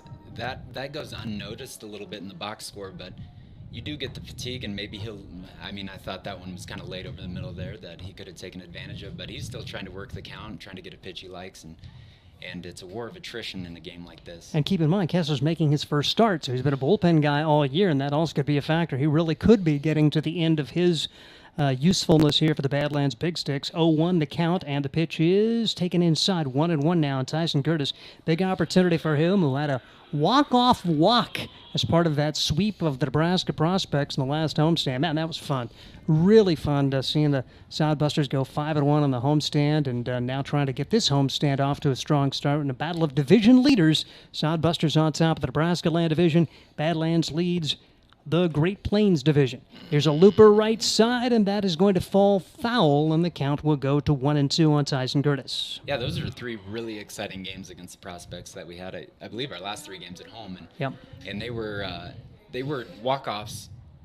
All 3 of them 2 walk-off walks, but in all the games we were down. I think in the 8th inning or and sometimes the 9th inning before we really got the bats going. And I'll give credit to the Nebraska prospects pitching staff; they were good. Yeah. That's one of the most complete staffs I've seen. They had just one after another. They kept running guys that really could throw the baseball well. And they were almost clones, because some of those right-handers, they made a pitching change one time, and the guy it took us 2 innings to realize that was a different guy, because they all came out there throwing. I think I only had one left-hander, but they were right-handers who had good velocity and good stuff. 2-2 the count. The borderline pitch just missing on Curtis, and Badlands thought they had a strikeout there. Sodbusters gonna have to probably protect here. Curtis better be swinging if it's close.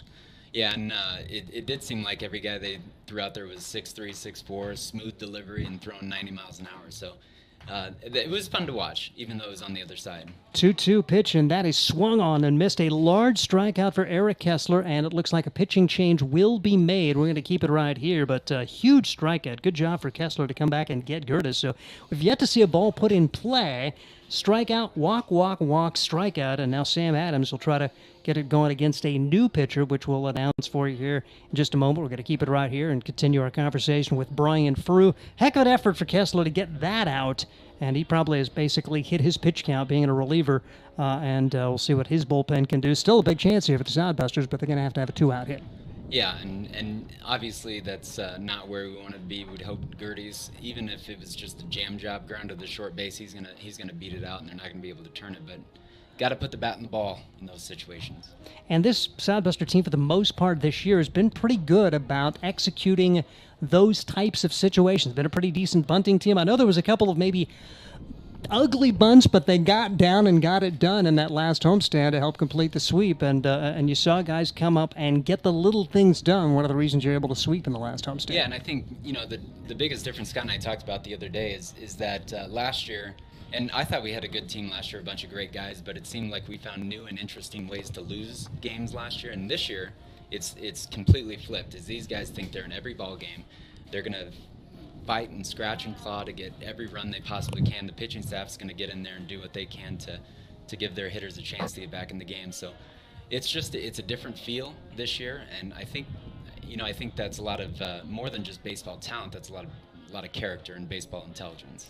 And when you win a couple of games like that early, I would think that also leads to a little contagion in that way. You really believe you can win any game. Yeah, and I think, especially when you're coaching younger guys, my son's playing 10U baseball right now, and we're trying to teach these guys that you don't go out hoping you get a hit. You go out knowing you're going to get a hit. And obviously you can't get a hit every single time, but just that confidence. If you go out there and just hope, you're already beat. So I think 1 through 9, this lineup and the guys that are sitting on the bench today, they all believe that we're going to win this game. New right-hander in there, Carson Landmark. He is a 6'2", 200-pounder out of Mayville State from Spokane, Washington. He's making his third appearance. He's thrown 4 innings this year, allowing 4 runs on 6 hits. He struck out 4, hasn't walked anybody, and his ERA at 9.00. And he hasn't figured into any of the Badlands decisions here. One of the key stats for him, no walks. He comes in with the bases loaded, having to throw strikes. Looks like maybe he doesn't have quite the velocity that Kessler did. So we'll hope Sam Adams can get a good look and put the ball in play and see what happens here with Sodbusters leading 1-0. If they could find a way to get a couple here, that would loom large as this game wears on. Yeah, and I don't know if he's taking it easy in his warm-ups, but not the same velocity. But I bet he was just itching to get out there on a day like this and saying, yeah, I don't care if you hit me as long as it's in the air, you know? Yep. And Sodbusters with the early run. Tegan Tamia with the single came in to score in a double play. There was an error that loomed large in that one.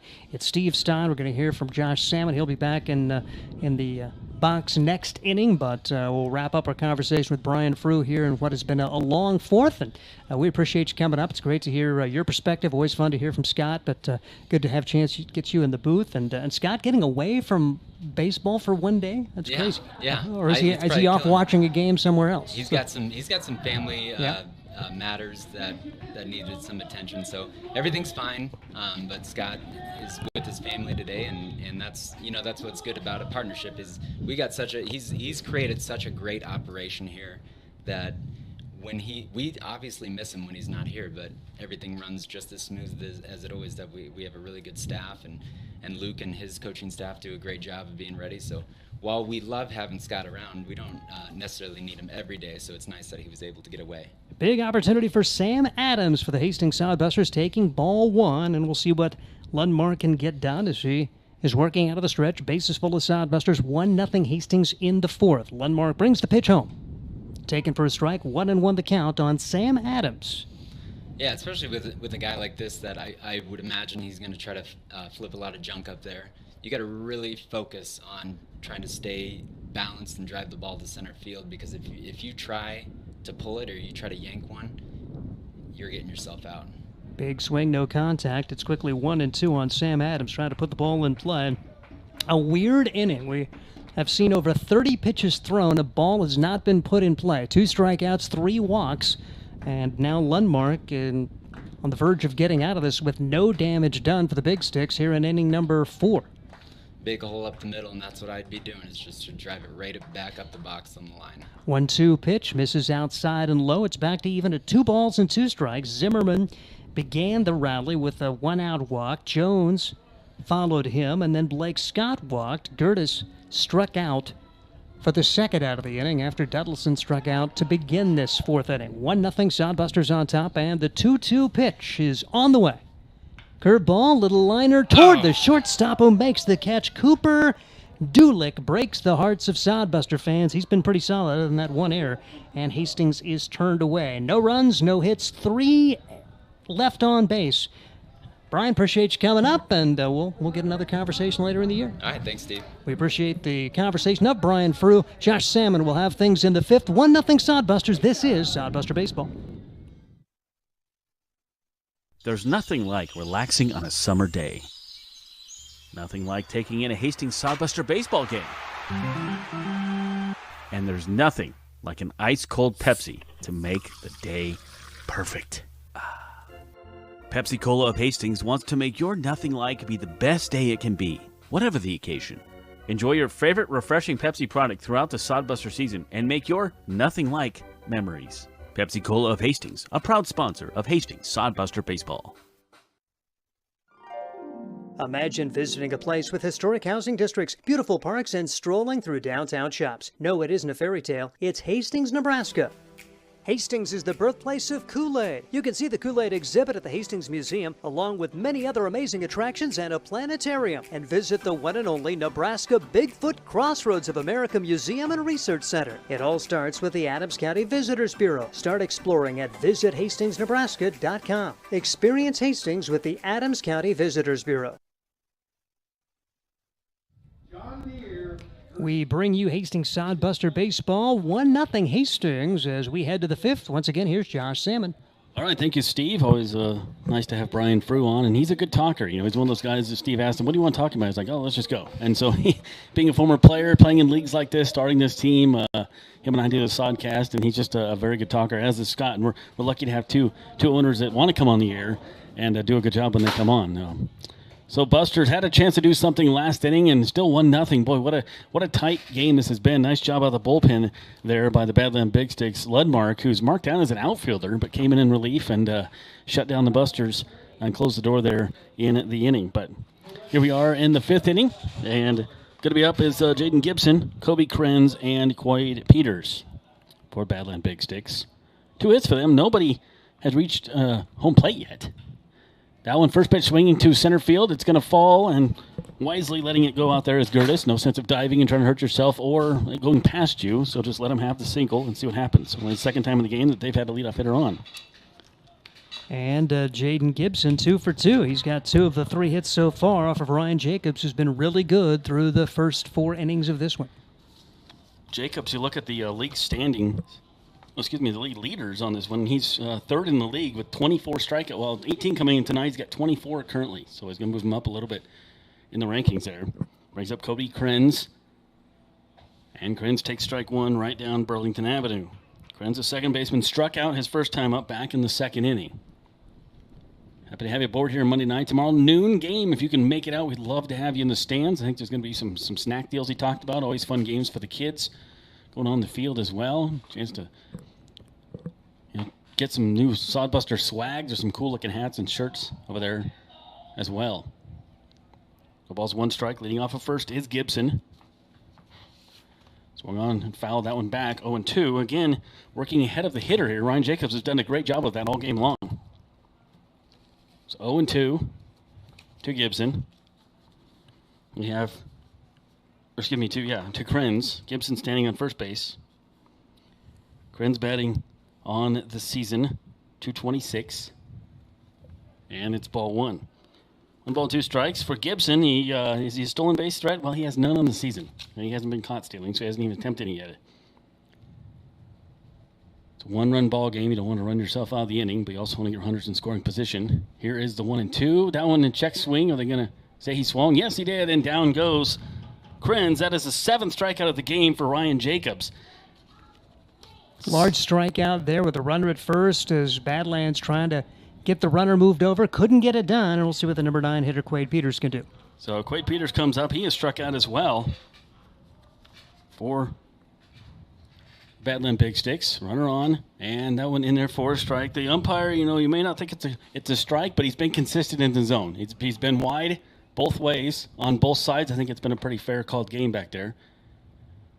The ball's 1 strike, 1 out.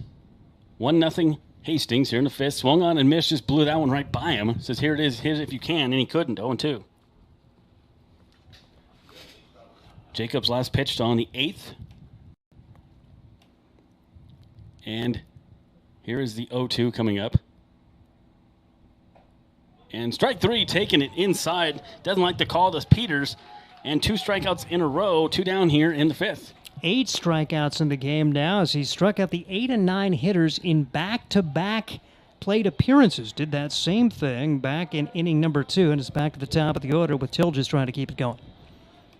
So for Jacobs, doing a great job for the Busters.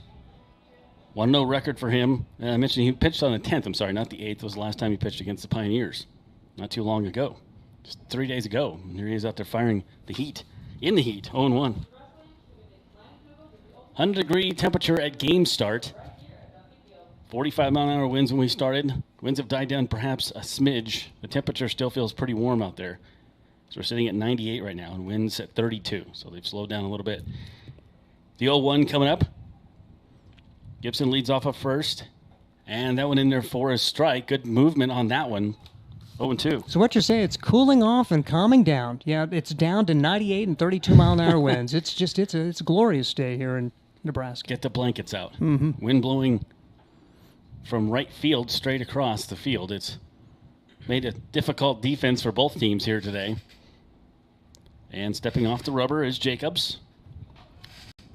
He's been cruising so far, only gave up the 3 hits. I mentioned this before, but Busters only gave up a total of 9 hits on the road, and that's an outstanding feat while scoring 18 runs. So, excuse me, gave up 9. That one popped up, and who's going to get it? Nobody gets it. It falls in between everybody. But it went foul. I don't think anybody touched it, did they? That should be a foul ball. It hit like 4 feet in front of home plate. The ball bounced foul. I don't think Sodbuster touched it. So Sodbuster's huge break. It's just a foul ball. It'll be 0-2 again. Yeah, it's one of those, I got it, okay, you got it, and then nobody got it. And it hit, and it's just, if grass, that probably stays fair. Yeah. Turf, that bounces. Well, I don't know if it would have stayed fair on grass the way this wind is. But well, Brett Zimmerman came sprinting in from third, and I know you don't want your pitcher to catch the pop-up, but it only hit about 6 feet in front of him, and really, on a day like today, whoever can get there should get there. It probably was Ryan Jacobs, probably had the best chance to get it. As it stands, it's 0-2. Both teams catching a break there. Sodbuster's lucky it was foul. Badlands lucky to get another swing for Tilges. And they almost collided, too. 0-2 coming up here. Here is the pitch from Jacobs. Swung on him, got him. 8 strikeouts, 3 in a row. Have a seat. Badland Big Sticks here in the 5th inning. So Ryan Jacobs just cruising with 8 strikeouts. Busters coming up, see if they can get some bats and some insurance funds going in the bottom of the 5th. Our score, 1-0. Hastings with the lead. This is Sodbuster Baseball from Duncan Field.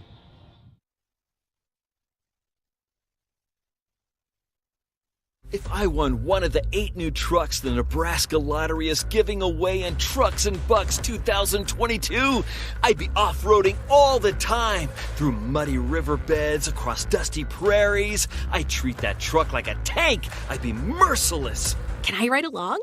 Only if you wear shoe covers to protect the carpeting, promise not to eat or drink anything inside the cab, and polish the dashboard when you leave.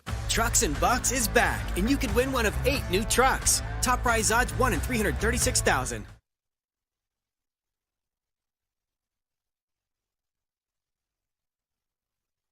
Eagle Distributing and Budweiser are proud to be sponsoring the Hastings Sodbusters. Budweiser has been linked to organized baseball since 1980 with a continued commitment to celebrate America's favorite pastime. The Budweiser brand was introduced in 1876 using time-honored brewing methods such as beechwood aging, which provides unparalleled balance and character. Each batch of Budweiser stays true to the same family recipe used by 5 generations of Bush family brewmasters. We welcome you to enjoy a cold Budweiser while cheering on your favorite hometown team, the Hastings Sodbusters. Welcome back to Duncan Field. Josh Salmon, Steve Stein, along with you. Mason Heinrichs running our cameras tonight on a windy and hot day at Duncan Field. And happy to have you along with us here on the YouTube feed as Busters will see if they can get some insurance run, leading 1-0 here in the bottom of the 5th. It'll be the 9-1-2 hitters, Kennedy, Tamia, and Harper due up. And boy, Steve, I just look at these guys, and like you guys talked about, Aaron Harper, we'll get to him a little bit here when he comes up, but what a hitter he is. Duddleson, good to have him back. He's got the bats going. Zimmerman, a nice addition. These guys can just hit. And of course, you got, Quigley sitting on the bench tonight. He's got a very good batting average on the team as well and some stolen bases, so you've got plenty of tools. You almost have too much. You got to try to find a way to get everybody in the game, and that's a good problem to have. Well, Brian Fruit talked about it. Summer baseball, 100-degree day, you may see a totally different lineup tomorrow with a noon game. These guys could be gassed a little bit, and it's great to have that kind of depth and those kind of options. Garrett Kennedy comes up, leading things off here for the Busters. 0 for 1, batting 200 currently. Takes first pitch for a ball. We talked about the early improvement anyway. Sodbusters got off to such a slow start last year. They kind of closed strong and ended up with a .256 team batting average, but this team almost 30 points higher than that to begin the year, and pitching's been quite a bit better as well. Inside out swing to second. Takes a hard hop into right field. They're going to try to throw it out to first. We've seen that play done once earlier in the year, but this time it is safe. Nice job in the right fielder out there trying to get the play bun to finish it off, but that's going to be a hit. Yep, you've got to be on your horse and be running because the right fielders on both teams are playing very shallow with that wind wailing in from right, and it is a little blooper from Garrett Kennedy for a single, just the 3rd hit of the game for the Sodbusters. Talked about the speed you guys did, and Kennedy is one of those guys that are really, really fast. He stands on first base. Bring him Tegan Tamia. We've seen him all over the lineup tonight, leading things off. Did lead off the game with a single, and then got out his last time up. He is 1 of 2. So, first pitch misses for a ball. On relief here is Carson Landmark. Came in for Kessler last inning. Got the one batter out, left the bases loaded for the Busters. Did a good job out of the bullpen. Listed as an outfielder. 1 ball, no strike pitch coming up here from Landmark. Runner going. That one, a looper in right field. The hit and run was on. And Bunn tries to backhand in right field. Can't come up with it. So that's going to put runners on the corners there. A nice piece of hitting. A nice call there. I like the hit and run going on. We haven't seen that at a homestand this year. A nice call there by Luke Bay. Yeah, and on a day like today, you try to manufacture runs. Really well played by Hastings, and you've got now the 2, 3, and 4 hitters coming up. Chance to break this game open a little bit. Just 1-0. You really want to capitalize on this after missing a bases-loaded 1-out chance an inning ago. When you do it, you do so much when you do a hit and run because everybody's moving around the field trying to watch that guy go into second, and then all of a sudden the pitcher's eyes are off the ball, and you just find more gaps than you normally have. So it brings up Aaron Harper. This is the guy you want up in the situation with a runner on third base. He's your RBI guy. 1 for 2 tonight. Pitch coming up here from Landmark. And, it beans him. So he is on right away. Not the thing you wanted to do if you're the Badland Big Stakes. So Harper reaches. Like I say, Landmark hadn't had too many appearances this year. I don't see any action behind him, but now you've got your 3, 4, and 5 hitters up there with the bases loaded. Nobody out. Put the ball in play and see what happens right here. Is right now it looks like the Big Sticks will play their middle infield back. They would go ahead and concede a run, trying to get a double play back up the middle. Duddleston up, 9 RBIs in the season. He's only had 26 at-bats. Another guy you'd like to have in this situation. The bases crammed. Here we go. Pitch on the way and takes it for a strike. The hit by pitch is only the 3rd one given up this season by Landmark, but he's only pitched 4 innings coming into this game. 0-1 here. You have Tegan Tamia stands on third base. Excuse me, Kennedy on third base, Tammy on second, and Harper on first. The 0-1. Swung on and missed, just blew the fastball right by him. Here's 0-2. Zimmerman due up next. Again, another guy. If you're the Badland Big Sticks, you're looking like, okay, we got Harper. Yes, we walked him, we got him. But then you got Duddleston. You're not out of the woods. You got Zimmerman. You got guys that can hit, get the RBIs. This is the time you need to get it in after leaving 3 on base last inning if you're Hastings. No place to put him. Here's the 0-2. And that went outside. Good job taking it. 1 ball and 2 strikes. Duddleston got to meet his dad at the last homestand. Nice to talk to him for a little while. Very friendly family, and I like it when the families make a trip down to Hastings and get to experience stuff. Duddleston from Springdale, Arkansas, goes to Arkansas Tech with Coach Dawson up there and the Wonder Boys, my favorite mascot. The 1-2 coming up here is looking for a new sign is Landmark. Gets it. The righty comes set and delivers. Fouled straight back. Just a little late on that fastball. Good job getting wood on it. Remains 1-2. Yeah, great job for Sawyer to get a chance to see another pitch from Landmark. Just put the ball in play and see what happens right here. You just don't want to strike out. So battling back here is Duddleston. Busters with 3 on here in the inning. No outs. 1-0 the score. Bottom 5 from Duncan Field. Here's the 1-2 offering. And swung on and missed on got him on that one.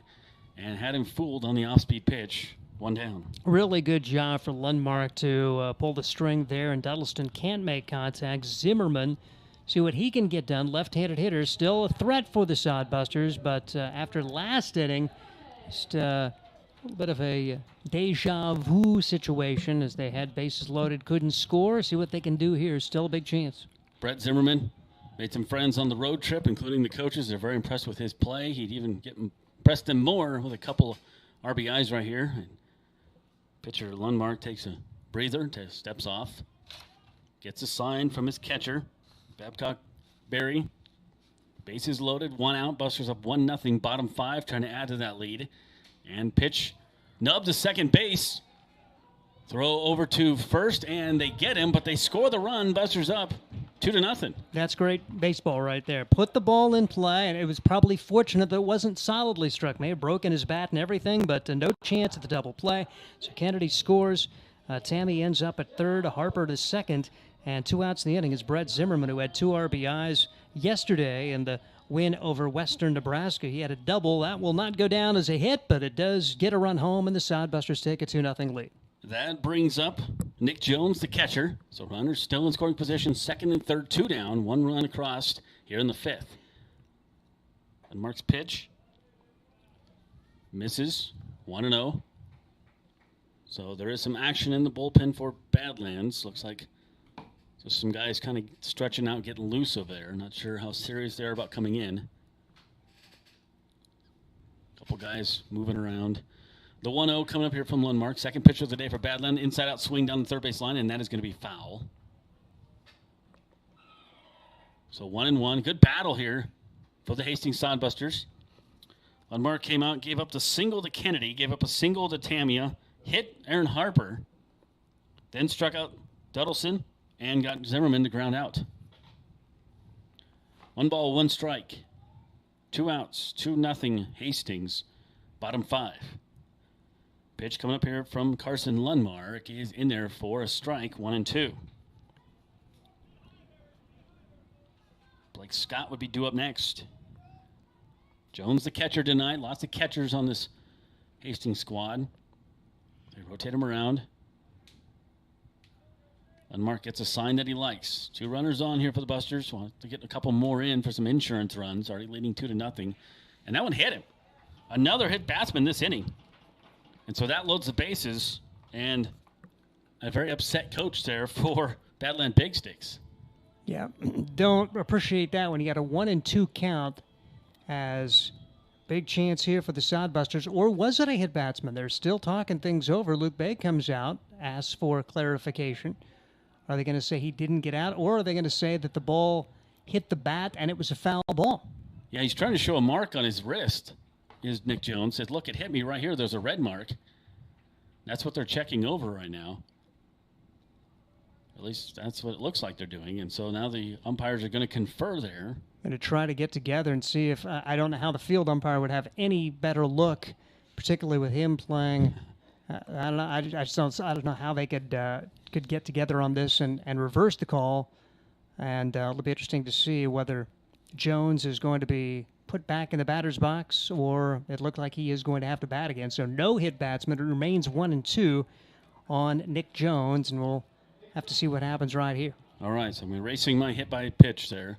1 ball, 2 strikes, 2 outs. Now you hope for a pitch to hit and just knock it back in the outfield there somewhere. Wind dying down a little bit, but still blowing about 30 miles an hour. If you can do a grounder right back up the middle, there's all kinds of room for the left-handed batter. The 1-2 coming up, 2 on, 1 in for the Busters here in the 5th. Outside, reaching for it, high chopper over to first, going to have to hurry.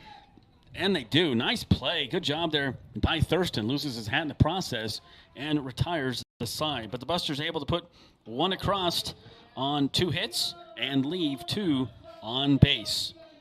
At the end of 5 innings, the score is 2-0 Hastings Sodbusters. This is Sodbuster Baseball from Duncan Field. Sodbuster Baseball is sponsored by Nebraska Land Distributors. When you come to the ballpark, you can get a Coors Light, crisp, refreshing chill, keeping Nebraska chill, and light beer from Miller. Light beer with more taste. Nebraska Land Distributors also features White Claw. Live your wave. And a trip to the ballpark wouldn't be complete without Leinenkugel's Summer Shandy, refreshing beer with a hint of lemon. Check out these great adult beverages on your next trip to the Hastings Sodbusters, courtesy of Nebraska Land Distributors. Get the latest in news, sports, and local interest stories with the Hastings Tribune. The Tribune's award-winning staff provides you with the best in local content, from the news you need to amazing photographic moments to the latest in Sodbuster baseball news. Check out the classifieds, browse the business directory, and more. The Hastings Tribune, always a good read. Pick up the latest issue or subscribe today. Both print and e-editions are available. HastingsTribune.com. The Hastings Tribune, a proud sponsor of Sodbuster Baseball. Welcome back to Duncan Field. Josh Sam and Steve Stein along with you as Buster's able to put 1 on the board there in the 5th. We'll have it for the 6th and 7th inning. Here is Steve Stein. Thank you very much, Josh Salmon. 2-0 is Sodbusters on top. One of those runs earned did get an insurance run as they put together 1 run on 2 hits this past inning. The RBI ground out from Brett Zimmerman, bringing home the 2nd run in support of Ryan Jacobs, who's been outstanding the first 5 innings here. 79 pitches thrown. He has struck out 9 and walked just 1, allowing only 3 hits, and is pitching a shutout to this point, as we'll see if he can get through Dulich, Bunn, and Babcock-Berry, the 2, 3, and 4 hitters for the Big Sticks, leaders of the Great Plains Division with a 10-5 record coming into today. 2 teams above 500 in the Great Plains, 4 of the 5 above 500 in the Nebraska Land Division heading into today's play.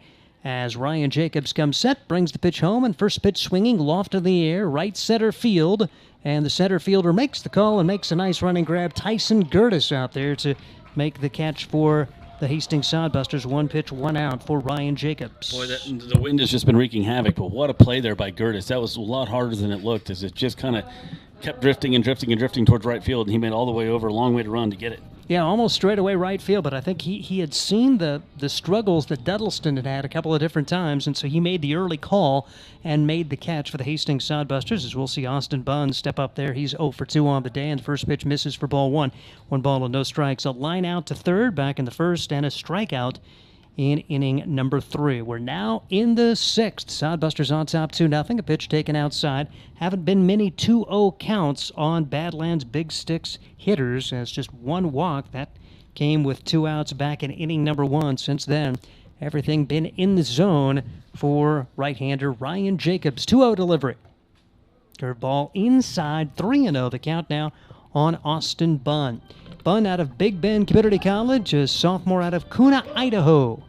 Right-handed hitter, and he came into today with a batting average of 185. 4-pitch walk, and you hate that on a guy who's hitting sub-200, even though he is the 3-hole hitter. 1 on, 1 out now for Ethan Babcock-Berry, the catcher for Badlands. There's a little bit of bodies moving around the Sodbuster bullpen. Matt Sagman over there stretching out right now.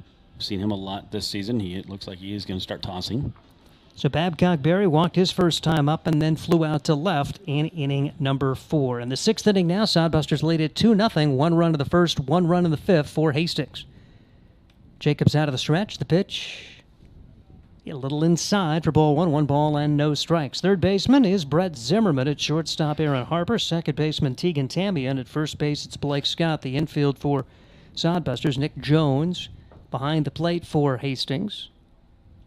As the 1-0 delivery on the way, and all of a sudden, Jacobs has lost the zone. That is 6 straight balls after getting a line out on the first pitch of the 6th inning, and has not found the zone since. It'll be a quick visit to the mound for Nick Jones. And Garrett Kennedy's in left field, Tyson Curtis in center, Sawyer Duddleston in right for the Hastings Sodbusters, as wheels have fallen off in a hurry here for Ryan Jacobs, as he is trying to regain his command with his team on top by a score of 2-0. So 4-pitch walk to Bunn, and Blackberry up there has the count his way at 2-0. He's 182 coming into today. No RBIs on the year, and 1 run scored. Here's the 2-0 delivery, and that's missing. Just missed off the outside corner. 3-0 on Babcock-Berry. Out of Montana State Billings from San Diego. Stands at the right-handed box, and the pitch.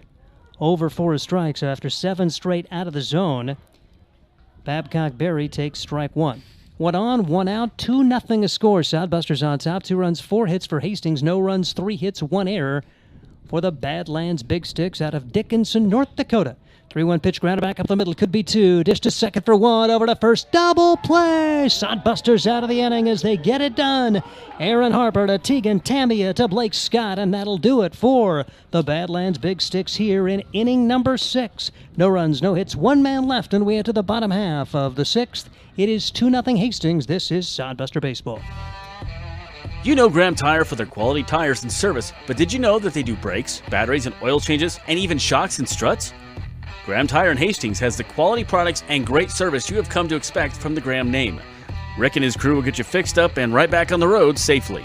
And you can trust that the job was done right. That's peace of mind. Graham Tire in Hastings, West 2nd Street, open 7:30 to 5:30, Monday through Friday. A proud sponsor of Sodbuster Baseball. Life is busy. Between family events, the kids' activities, work, and driving here and there, who has time to wait in the checkout line? The new Sam's Club Scan and Go app lets you scan, pay, and head to the door. Or try curbside pickup. Just shop, park, and let them load it into your car. Curbside pickup for Plus members starts at 7 a.m. Monday through Saturday. Get all the products you love at the prices you expect from Sam's Club and skip the lines. Sam's Club, making busy lives less stressful. As we head to the bottom half of the 6th inning, Sodbusters continue to lead it 2-0. Huge pitch for Ryan Jacobs to get out of that inning. A 3-1 delivery, and it was bounced back up the middle by Babcock Berry, and the Sodbusters a twin killing there, as it looked like the wheels were starting to come off for Ryan Jacobs, but able to get out of that with a nice pitch and well defended behind him. Steve Stein, Josh Salmon, Mason Hendricks is our producer today as we bring you Sodbuster Baseball on YouTube. Happy to bring you Expedition League, I should say Independence League baseball throughout this summer as the Nebraska Land Division led by the Hastings Sodbusters 9-4 coming into today. Fremont 8-5, Western Nebraska 10-7, North Platte 9-7, the Nebraska Prospects 4-6. Badlands leads the Great Plains Division over Canyon County 10-5. The Big Sticks record, Canyon County 8-6. Those are the records we have at our best estimate. There's a couple of the franchises which have a tough time getting the stats posted to the site. They're not finalizing the games. I've been trying to keep track as we go, and we think they're pretty close to the correct records coming into today. Well, and you look at Tyson Curtis steps in. Tyson on the road was 1 of 10. So Blake Scott comes up. I thought Tyson Curtis was up. My bad. So Blake Scott is 0 for 1, grounded out his first time up, walked in inning number 4. We're now in the bottom of the 6th as the pitch is swung on and missed. No balls, 1 strike on Blake Scott. Scott in the lineup yesterday went 1 for 4. He had a triple and knocked into as the Sodbusters officially won that game by a score of 9-0. 9 runs, 10 hits. The pitch is sliced foul. Quickly 2 strikes on Blake Scott, who leads the team in triples this season. Good stretch over there, first base on that double play, too. That's a catcher playing first base, so nice stretch over there to end the inning there. That could have been a closer play. Could have got away from him. Hit .320 in the spring for Northern Oklahoma Enid, the Jets. Their mascot. Played a lot of games in junior college and fouls this pitch away. It remains no balls and 2 strikes on Blake Scott. Sodbusters getting a run in the first, a single from Tegan Tamia. Brett Zimmerman grounded into a double play to bring him home, and then Zimmerman got an RBI with a ground out to bring home Garrett Kennedy in the 5th. Down the bottom of the 6th, 2-0 the score, and so far Ryan Jacobs has thrown a gem, the shutout for this Sodbusters. Pitch high and away. 1 ball and 2 strikes on Blake Scott for the Hastings Sodbusters. And now I see nobody in the bullpen. There were some guys kind of walking around on their last inning. Nobody here for Badlands right now. 1-2 the count on Scott for Hastings. And the delivery off speed is fouled away. Scott stays alive again. Pretty good at bat in progress here for Hastings as they ended up beating Western Nebraska to win the series yesterday. The shutout, Jacob Watson got it done for the Sodbusters to pick up the victory. 1-2 the count as the right-handed pitcher Landmark brings it home. Off speed, and Scott fouls this one away as he spoils another one. 7th pitch of the at-bat upcoming to Blake Scott. Windy, hot night in Hastings. 32-mile-an-hour winds. It slowed down. It was at 45. Still not easy to field. From nearly hurricane force winds to just gale force winds. So it's getting calm and cool, and from 100 to 98 degrees.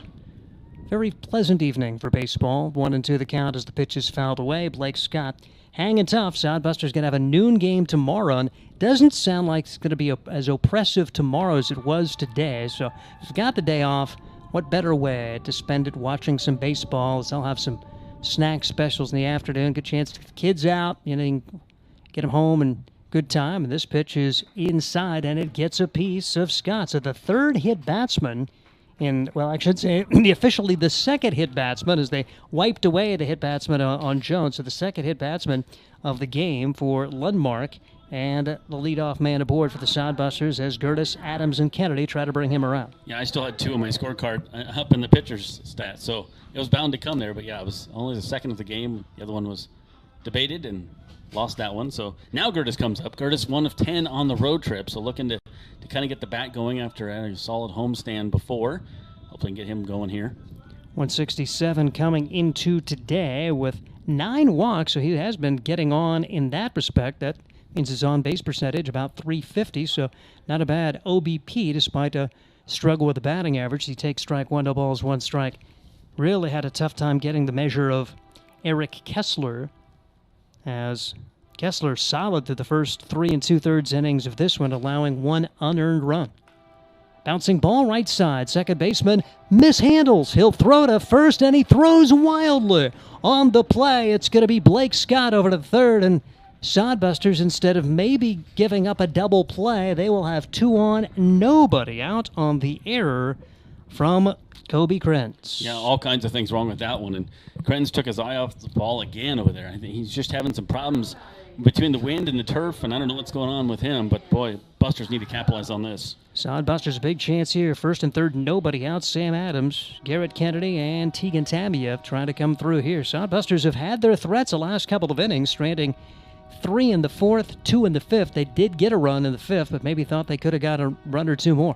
Check swing, foul back to the screen. No balls, 1 strike on Sam Adams, who lined to the shortstop to end inning number 4. As the Sodbusters had bases loaded, 1 out that inning, could not score. Had bases loaded, no outs last inning, and plated only 1. This is a 2-0 game, which we're in the bottom half of the 6th inning. Fun one here at Duncan Field. Pitch over for a strike. It's quickly 2 strikes on Sam Adams. Steve Stein, Josh Salmon, Mason Hendricks, our engineer, as we bring you Sodbuster Baseball on YouTube throughout the summer campaign of this Independence League. First year of that league. Big lead over at first. Runner goes. The pitch taken outside. Throw down to second is not in time. Tag came a little bit high, and a stolen base there from Tyson Curtis. 2 are in scoring position with nobody out. I'm not going to say I called it, but I called it. I wrote down to a note here to Mason, say he's going to steal. Tyson Curtis is second in the team in stolen bases, and still a second, but he has 5 now, creeping up on Quigley. And now all of a sudden your hitter's much better because the infield is playing in for Badlands. So a lot of holes out there. If Sam Adams can put one on the money, chance to maybe drive one through the drawn-in infield, as not fully in on the grass, so they're pretty much even with the bags at shortstop and at second. 2-2 the count. 2-0 is score Sodbusters. Big chance here as Adams, pretty good swing, but fouls it back. It's 2-2 on Adams, who struck out his first time up, lined out his second time up. As Sam Adams out of Western State College, the Westerners, they went 29-22 in the spring. Only 2 RBIs in the season. Boy, chance for him to get 3 and 4 right here. Yep, could double that up with a shot to the outfield. As a huge lead for Curtis. They're not holding him on. He's almost halfway to third. Here's the off-speed pitch. It's a 1-hopper to the shortstop, who boots it. Will still have time to throw to first in time. Runners have to hold, so pretty solidly hit ball. If Adams doesn't hit it right at Cooper Dulick, he probably has a single and those 2 RBIs. As it stands, there's 1 out with runners at second and third for Garrett Kennedy. Well, and good job by Scott and Curtis to realize that might be a line drive and went back to the bases. So that was good, aggressive, and smart base running. And Garrett Kennedy struck out his first time up. Had a single and a run scored in the 5th. 2-0 Sodbusters on top, trying to find a way to at least get another insurance run for starting pitcher Ryan Jacobs, who could be near the end of his day. 89 pitches thrown, and there was action behind him last inning. Pitch missing for ball 1. 1 ball and no strikes on Garrett Kennedy. Great to have him as part of the Hastings Sodbusters, a UNO product. Went to Millard West. Joined the team on game number 3 of that Sasquatch series, and has been a hit on the bench and with the players ever since. 1-0 the count on Kennedy, and the delivery. Bouncing ball left side, tough play, nice job for the shortstop. He'll bring the throw home and out at home. What a play for Cooper Dulick, going to his right, fielding it. Sodbusters went on contact, but hey, give Dulick some credit. There are 2 outs in the inning, and the Sodbusters in danger of not getting any out of this as Kennedy reaches on the fielder's choice. Well, Dulick thought about going to third, but he realized he had more of a chance at home, and instead of getting the speedy Curtis, and so it was a very smart play by the shortstop. And now it'll be up to Tegan Tammy. Otherwise, the Sodbusters miss a huge opportunity. They really could be blowing this game open if they had taken advantage of these last 3 innings. But as it stands, nothing in the 4th, 1 in the 5th, and nothing so far here in the 6th. Just 2-0 the score, but you feel like the Sodbusters could have more. As the pitch misses for ball 1, 1 ball and no strikes. And a great job for Landmark to come out of the pen and minimize the damage so far. 6 runners left on base, for the game. And they virtually have come these last 2 innings. 3 in the 4th and 2 in the 5th. Had left only 1 through the first 3 innings. and in danger of stranding 2 more. Throw back to third, and diving back in safely is Tyson Curtis. A good job of grabbing that ball for Alex Thurston. If that gets down the line, Sodbusters get for sure 1 on the play. Landmark not happy his curveball wasn't called a strike. It looked pretty good, but I think it was just a little low. 2-0 on Tegan Tammy, who's got a couple of hits today. 2 for 3 for the Flying Hawaiian, the Washburn University student. I just can't help but say that. I know. Bouncing ball to the shortstop. I don't think it's where you want to hit it. Good job there for Cooper Dulick. Dishes over to second. Kobe Krenz covering there. They will put the force on Garrett Kennedy, and that will do it in a very disappointing outcome for the Sodbusters. No runs, no hits, an error, and 2 men left, and we head to inning number 7. It remains Hastings 2, Badlands nothing. This is Sodbuster Nebraska Baseball. Realty is a homegrown company that is deeply invested in the communities it serves. They are the largest independent real estate brokerage in the state with over 950 agents serving communities all across Nebraska. Nebraska Realty operates on the same principles and values as the people of this state: honesty, hard work, community, and people. They recently opened an office in Hastings and are excited to be part of the community and do their part in helping it thrive. See what Nebraska Realty can do for you at nebraskarealty.com. Let's face it, we move our bodies around a lot. And sometimes things happen: a tweak, twist, pull, strain, ache, or pain. At Fisk Chiropractic and Sports Care, their goal is to restore your mobility, keep you moving, and ensure your rehabilitation is effective, efficient, and stress-free. Do you suffer from headaches and neck pain, lower back, or sciatica? Call Fisk Chiropractic and Sports Care today. Start to discover wellness through chiropractic care. Fisk Chiropractic Sports Clinic.com. Start feeling better now. We head to the 7th inning, and a new pitcher for the Hastings Sodbusters. We get a look at Matt Sagmet. He has made 2 appearances so far, coming in with a 1-0 record. He's allowed 1 run on just 1 hit. He struck out 6 and walked 1, and he will be going against the 5, 6, and 7 hitters for the Badlands Big Sticks. 2-0 Sodbusters on top. You feel like it should be worse. You just hope that the pitcher can come through and regain a little momentum for this Hastings team after the Sodbusters missed another good chance to score in the 6th. Well, the night done there for Ryan Jacobs, and what a night it was for the right-hander for the Sodbusters. Great pitching for him. 6 innings, gave up 3 hits, no runs, walked only 2, struck out 9 in 22 batters faced. And Sagman's been pretty reliable out of the bullpen. The sidewinder didn't pitch at all on the road trip, so fresh arm for him, and we'll see what he can do here out of the bullpen. Matt Sagmet out of Hope International. Garden Grove, California was his hometown. Pacifica High School. In the spring he went 1-0, a 4.5 ERA through 18 innings and 20 appearances for Hope International as he gets an opportunity now to pitch for the Hastings Sodbusters, trying to keep this a 2-0 game. Very well-pitched game, as you mentioned, Jacobs. And give credit to Eric Kessler, starting pitcher for Badlands. And then Carson Landmark has worked around all kinds of jams since coming in. Got out of that 4th inning and then in and out of trouble, both in the 5th and 6th, allowing just the 1 run while stranding 2 in inning number 6, and the Sodbusters had a great chance but could not score in the 6th. Sagmet brings the pitch home, and that's right across for strike 1. No balls and 1 strike on Alex Thurston, who's 0 for 2 in the game. He's probably happy to see Ryan Jacobs gone, as struck out looking to end the 1st and then popped to the first baseman his last time up. Sagmet brings home the 0-1 delivery. That's way outside for ball 1. 1 ball and 1 strike on Alex Thurston. Only 3 games going on in the Independence League tonight. Fremont and North Platte tied at 2 apiece. Well, and Monday has been traditionally an off day for a lot of the teams in the Independence League, but kind of cool to see a couple of other games. Sodbusters going to have a little extended break after this 3-game series with Badlands as the pitch misses for ball 2. Noon game tomorrow, then 6:35 on Wednesday, the next 2 games. Yep, and then they'll return home again until the 20th. 2-1 the count, and the pitch. Take it upstairs, 3-1 on Alex Thurston. Thurston, out of Fowler, Indiana, plays his college ball at Valparaiso. Do you have a mascot for them? I should. I really should, and I cannot think of it right now. Okay. The Racers? That just doesn't sound right. I'm going to have to look that up. Now you're irritating me, I'll tell you. 3-1 pitch, 3-2 as the strike is called. Valpo, nope, it's just not happening. I'm looking it up. It's Murray State's the Racers. Valparaiso is not. Crusaders? Valparaiso University? Boy, that doesn't sound right, but if you looked it up, it must be right. There you go.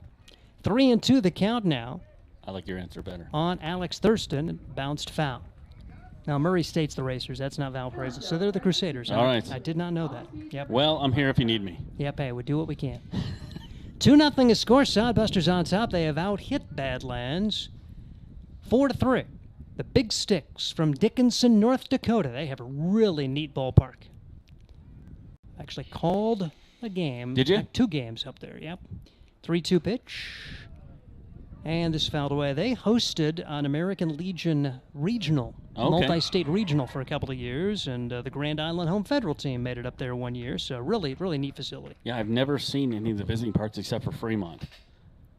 But Dickinson, North Dakota, really nice community. 3-2 the count on Alex Thurston, and the pitch inside, and it apparently did not get a piece of him. It's a ball 4. It looked like Thurston was kind of leaning into it, but the ball went all the way back to the screen. They didn't rule it a dead ball, so we'll call it a walk. So lead-off walk after a long at bat for Thurston. So 1 on, nobody out for Cade Austinson, who struck out twice against Ryan Jacobs. Only the second walk given up in 4 innings pitched for Sagamett this season. And like I say, with the missed opportunities the last 3 innings, the last thing you want to see is a lead-off walk here in the 7th, because you feel like those missed opportunities could get back to haunt Hastings, and all of a sudden you give a base runner away. We'll have to see what happens here in the 7th. The Sagamett trying to keep it 2-0. Right-hander, side armor, brings the pitch home, and this one is on the outside corner for strike 1. No balls and 1 strike to Austinson.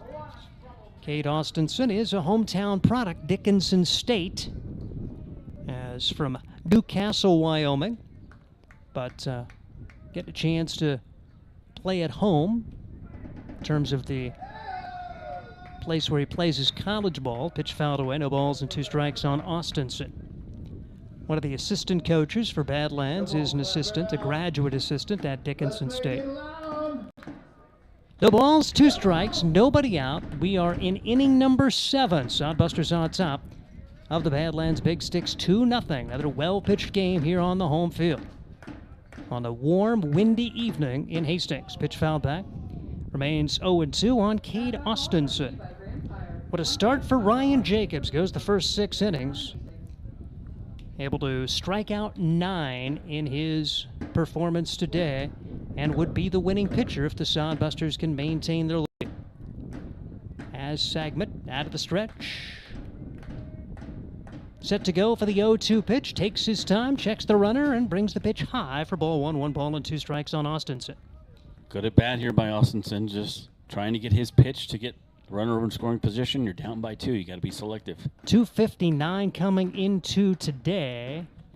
Does have 10 RBIs and 5 runs scored for the Big Sticks. Called strike 3. Caught the black. I don't think Austinson thought so, so he goes down for the 3rd time today, and Sagamett comes back with a strikeout after getting a walk to Thurston. You know, that's that strike zone. I mean, it's been that way the whole game, so they can't really be surprised whether you think it's a strike or not. He's consistent with it. Here's Jaden Gibson, and he has been a tough out for this Badlands Big Sticks team. 2 for 2, a pair of singles against Ryan Jacobs, and he's probably the only guy on the team that's sad to see Ryan Jacobs not in there. Big right-hander Sagamett. Man, if you're a right-handed hitter, that ball just feels like it's probably coming right at you with the sidearm delivery. Pitch misses for ball 1. 1 ball and no strikes on Jaden Gibson. Gibson out of Parkland University from Grinnell, Iowa. 1-0 the count. Pitch bounced right back to Sagamett. He'll look to second. The throw there for 1. Over to first. In time. 1-6-3. Double play as the Sodbusters shut it down here in inning number 7. No runs, no hits, nobody left. And we head to the bottom half of inning number 7. It's the Sodbusters 2 and Badlands, nothing. This is Sodbuster Baseball. Are you tired of lousy internet and faceless customer service? It's time to experience local, honest, hassle-free, and exceptional. That's the Allo promise.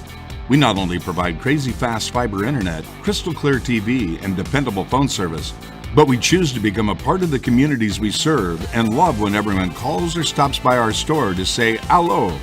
So don't settle for mediocre, settle for exceptional with Allo. Visit us at allofiber.com/local. There's nothing like relaxing on a summer day. Nothing like taking in a Hastings Sodbuster baseball game.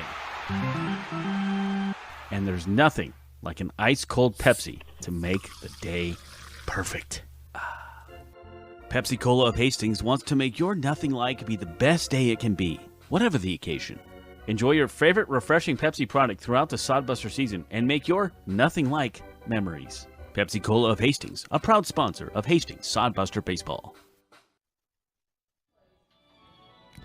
Head to the bottom half of inning number 7, 2-0. Sodbusters lead the Badlands Big Sticks. It's Steve Stein, Josh Salmon, Mason Hendricks, our producer today, as the Sodbusters looking to add to this 2-0 lead. Double plays have been big each of the last 2 innings for the Sodbusters, so they've faced the minimum after getting back-to-back 1-2-3 innings from starting pitcher Ryan Jacobs. So working their way in a very effective pitching day for Jacobs and now Matt Sagmet. They'll try to find the measure of Carson Landmark, who's been able to battle his way out of trouble the last couple of innings, allowing just 1 run despite all kinds of opportunities for Hastings, and really disappointed in those missed opportunities. See if we can find a way to kind of bust this baby open here against Landmark, who's done his job keeping it close and eating up some innings in a long season. He's done a good job coming out of the pen for this squad from Badlands. Yeah, you know this Badlands, 2 runs against them is not going to be enough with the 269 batting average coming into this game or 2. So they're going to get the bats going here, and you want to get some more runs before they do that. Harper's been on base 2 of the 3 times, a single. He was hit by a pitch. He's also struck out 1 for 2 today for Aaron Harper. Lead things off for this Hastings Sodbuster squad, an early fan favorite with all the opportunities he had to bring home key runs in the last homestand. He takes strike 1, 2 balls, 1 strike on Aaron Harper. Batting a measly .372. From Hemet, California, and he's seen that average drop significantly. He was hitting like .600 after the last homestand, but you know he probably wasn't going to be doing that all year. But it's been a fun time watching him. Takes this pitch off the inside corner for ball 1. 1 ball and 1 strike on Aaron Harper. Even when he was here like a week, he said he's already enjoying the team and making friends here, and that's a cool thing to see with these guys. They welcome you with open arms. And, you know, you make lifetime friendships in these summer leagues. You get so close because you're playing every day. You're making these long road trips. You got to find a way to keep things fresh, and it's been good experience, and that's another thing. The chemistry built, part of that credit going to Scott Galusha, who puts the team together. He thinks citizens first, good kids first, and then you want good baseball players as well, but that's part of the thing of building good chemistry is just having good dudes.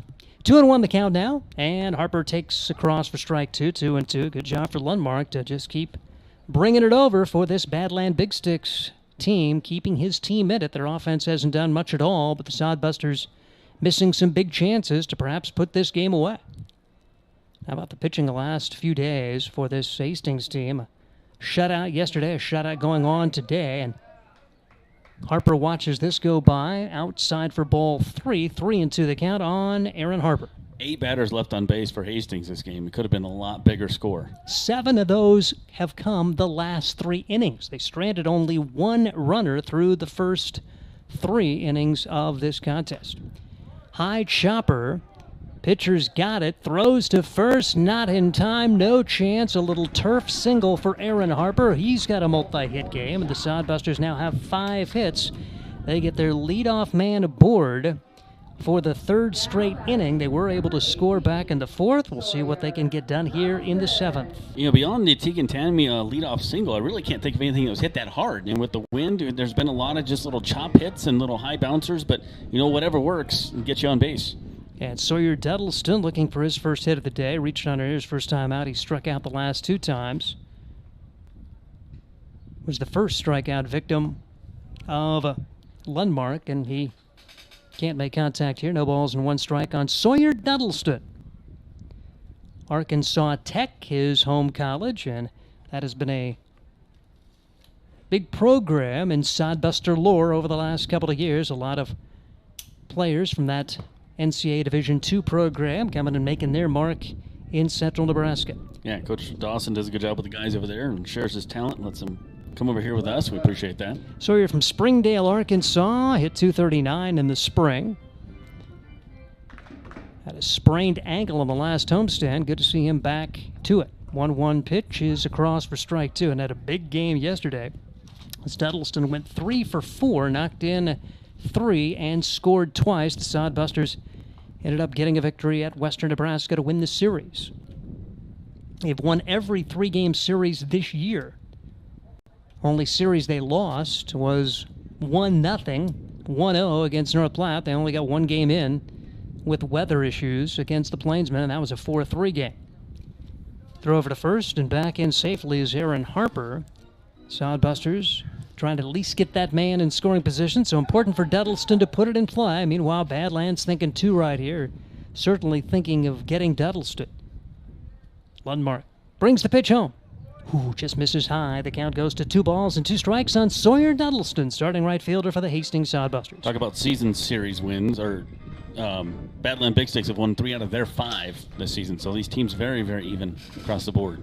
And got off to an amazing start at 8-1, but they've lost their last 2 series, having to battle it out against the Nebraska land teams. The pitch is missing for a ball. It's 3 balls and 2 strikes. They have lost 4 out of their last 6. Salvaged the 3rd game of that series with a 9-5 win at Fremont yesterday. And then making the trip to central Nebraska to play the Sodbusters for 3 here now. 3-2 pitch from Landmark is on the way. Curveball called strike 3 as Duddleston goes down looking. His 3rd strikeout of the day. Is a tough day for Sawyer, who's 0 for 4, and now Brett Zimmerman trying to come through. He has the lone RBI of the day for Hastings, and he has been responsible for bringing home both runs. His first time up, grounded into a double play that did score a run. Last time, a 4-3 put out to bring home a run, given an RBI in that case. Brett Zimmerman, 0 for 2. First pitch on the inside corner for strike 1. No balls and 1 strike. Brett Zimmerman from Modesto, California, hit .267 in the spring for the Loyola Marymount Lions, which completed a 20-34-1 season. They went 11-16-1 in their conference campaign. 0-1 with 1 out. Sodbusters lead at 1-0. A little looper toward the second baseman. Catches it in the air. Throws back to first. Double play. Harper gets caught off, and it's an inning-ending double play.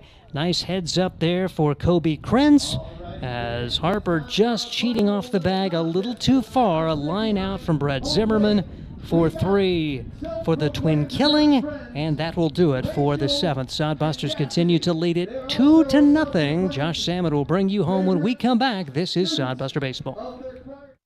Sodbuster Baseball is sponsored by Nebraska Land Distributors. When you come to the ballpark, you can get a Coors Light, crisp, refreshing chill, keeping Nebraska chill, and light beer from Miller.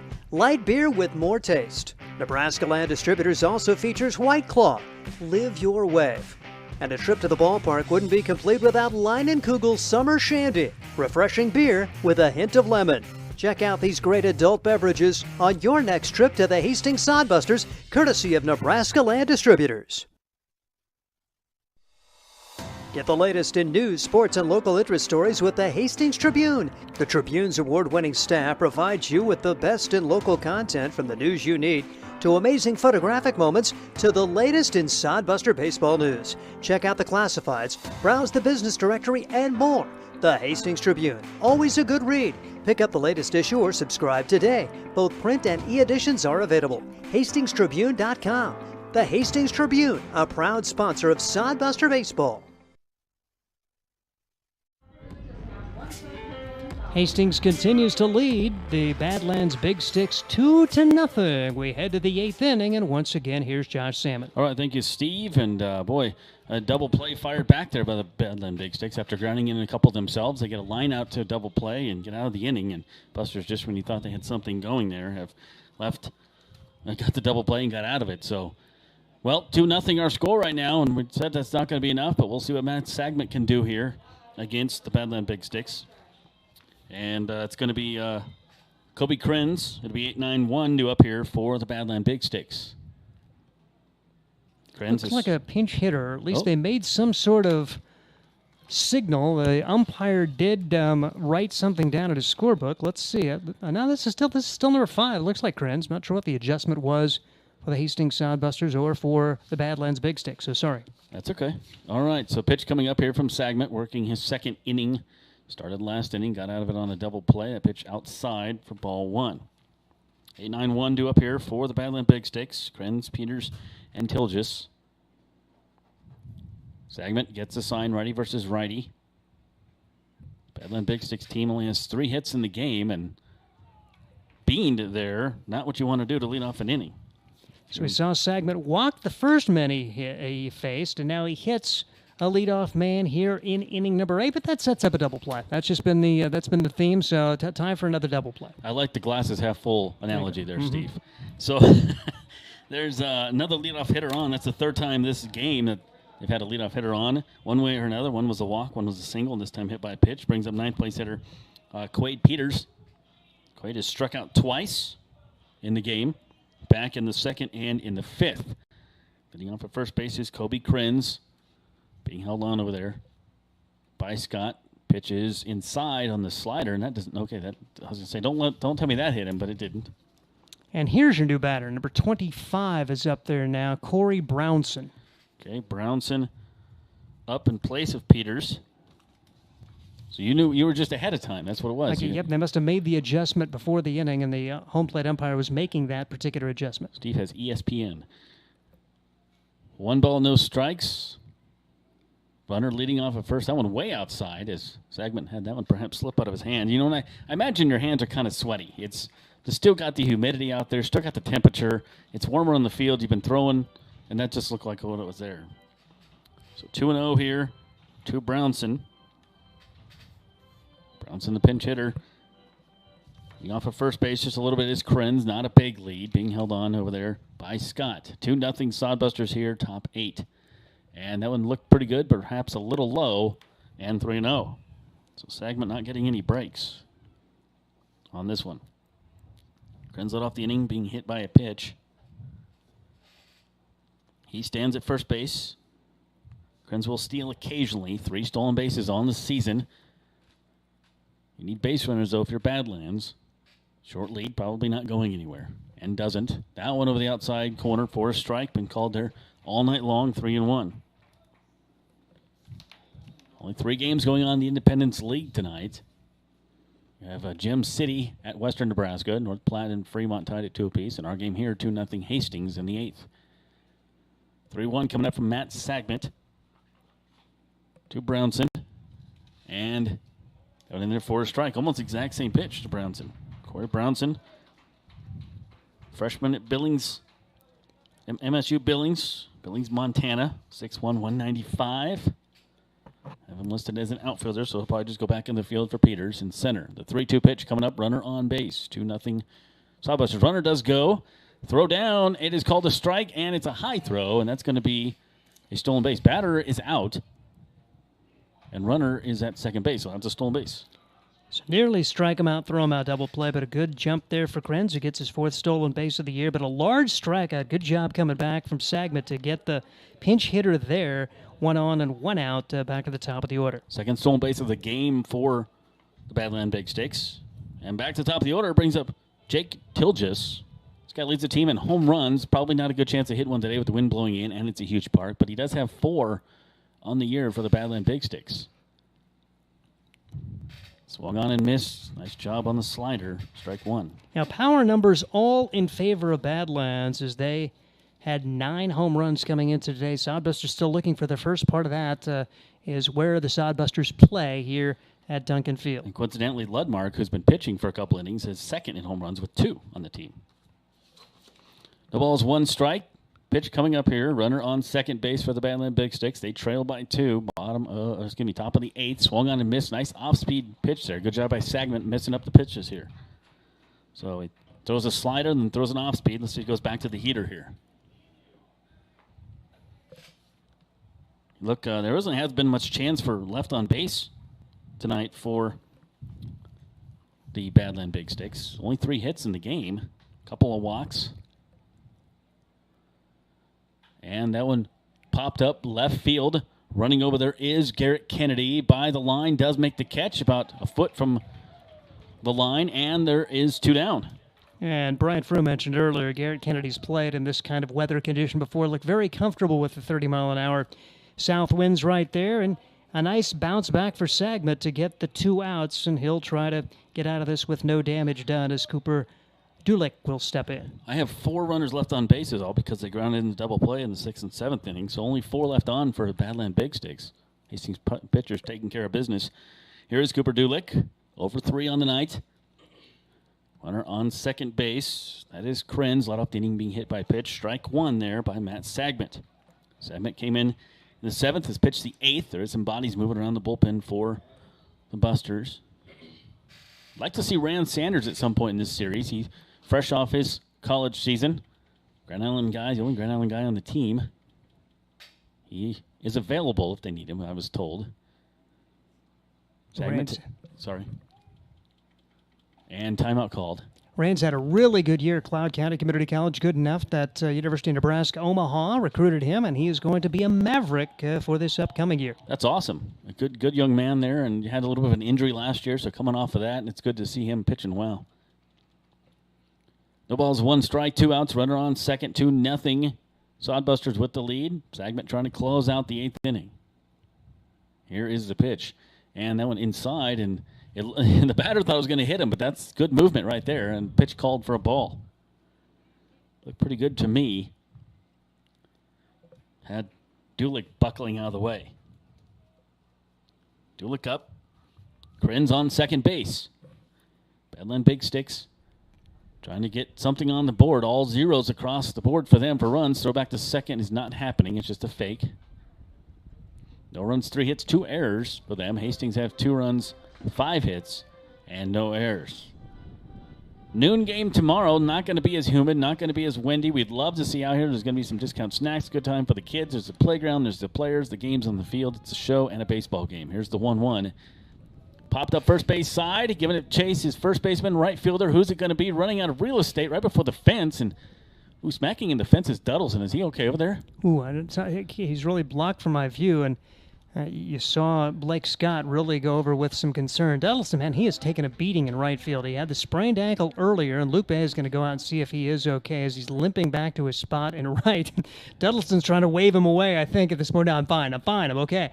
And could be a little bit shaken up as he just went head first into the fence, foul territory, and with him already being a little dinged, you don't want to take any chances as Lupe will come out and try to determine the health of his right fielder. Yeah, that's one of those plays where maybe he felt a little bad about the first couple ones in the beginning of the game where it was just the wind and not really his fault, and he's trying to make up for it. There's a lot of foul ground here at Duncan Field, and he was looking at the fence, and he was looking at the ball, looking at the fence, and then the last time he looked at the ball, he just went right into the fence, and seems like he's okay. He is limping around a little bit, but tough young man, and happy to see him still back out there. Going to stay in at this point, and the Sodbusters trying to find a way here to get out of this. The hit batsman from Sagmet, he walked the first man he faced, got out of that 7th inning with no damage done with another inning-ending double play, and now giving a leadoff batter here, set down the last 2, trying to finish off Cooper Dulick. 1 ball, 1 strike count, 2 outs. Runner on second base. Down by 2 of the Badland Big Sticks. Trying to get something going here in the 8th. Matt Sagman has other ideas. That one way outside. And a good stop back there by Jones. That gets through. Runner gets to third base. Yep, heck of a job there for Jones to come out of his stance and just knock it down. Otherwise, you would have had Kobe Krenz just 90 feet away from becoming the first run to score this game for the Big Sticks. So Sagmet, 2 balls, 2 strikes, 2 outs. 2-0 Hastings here in the 8th. That one hit to left center field, and on his horse in left field making the catch is Kennedy. It hung up there in the wind. I think that helped it out a little bit as the wind is blowing from right to left, and they leave the runner on base. Only the 5th one they've left on base in the game. Busters still lead it 2-0. Bottom of the 8th coming up. This is Sodbuster Baseball from Duncan Field. Eagle Distributing and Budweiser are proud to be sponsoring the Hastings Sodbusters. Budweiser has been linked to organized baseball since 1980 with a continued commitment to celebrate America's favorite pastime. The Budweiser brand was introduced in 1876 using time-honored brewing methods such as beechwood aging, which provides unparalleled balance and character. Each batch of Budweiser stays true to the same family recipe used by 5 generations of Bush family brewmasters. We welcome you to enjoy a cold Budweiser while cheering on your favorite hometown team, the Hastings Sodbusters. You know Graham Tire for their quality tires and service, but did you know that they do brakes, batteries, and oil changes, and even shocks and struts? Graham Tire in Hastings has the quality products and great service you have come to expect from the Graham name. Rick and his crew will get you fixed up and right back on the road safely. And you can trust that the job was done right. That's peace of mind. Graham Tire in Hastings, West 2nd Street, open 7:30 to 5:30, Monday through Friday. A proud sponsor of Sodbuster Baseball. Welcome back to Duncan Field. Josh Salmon, Steve Stein with you. Mason Hendricks running the switches for us over here to our right on the camera, doing a terrific job on our YouTube feed. Appreciate you guys tuning in, and I would love to hang out with you guys here at Duncan Field as we are at 105 viewers, so thank you to all of you. There's going to be something special in your envelope this week. Yeah, you know it. Hey, I tell you what, give credit to the pitchers for both sides in a 2-0 game. You probably should, but particularly Carson Landmark, who, like you mentioned, he's listed as an outfielder, but had a really nice relief appearance here, worked his way in and out of difficulty, and the Sodbusters have missed some chances, and to have only 2 runs on the board, but then the Sodbusters getting an unbelievable start from Ryan Jacobs, and then Matt Sagman's worked around a leadoff on situation each of the last 2 innings. The Sodbusters trying to find a way here to maybe add a little more and take some drama out as we head to the ninth. It'll be the 5, 6, 7 hitters due up here for the Busters in the bottom of the 8th inning. And that'll be Nick Jones, Blake Scott, and Tyson Curtis. Between those guys, there are no hits. There's only 1 hit in anywhere below the top 2 hitters of the game. And Kennedy had one back in the 5th. So 2 through 9 have 1 hit total in the game. But there is 3 walks and a hit batsman in that. So looking to get a hit here in the middle of the order. Nick Jones grounded out twice and a walk. So Jones, left-handed batter. Been a fun game, pitcher's duel.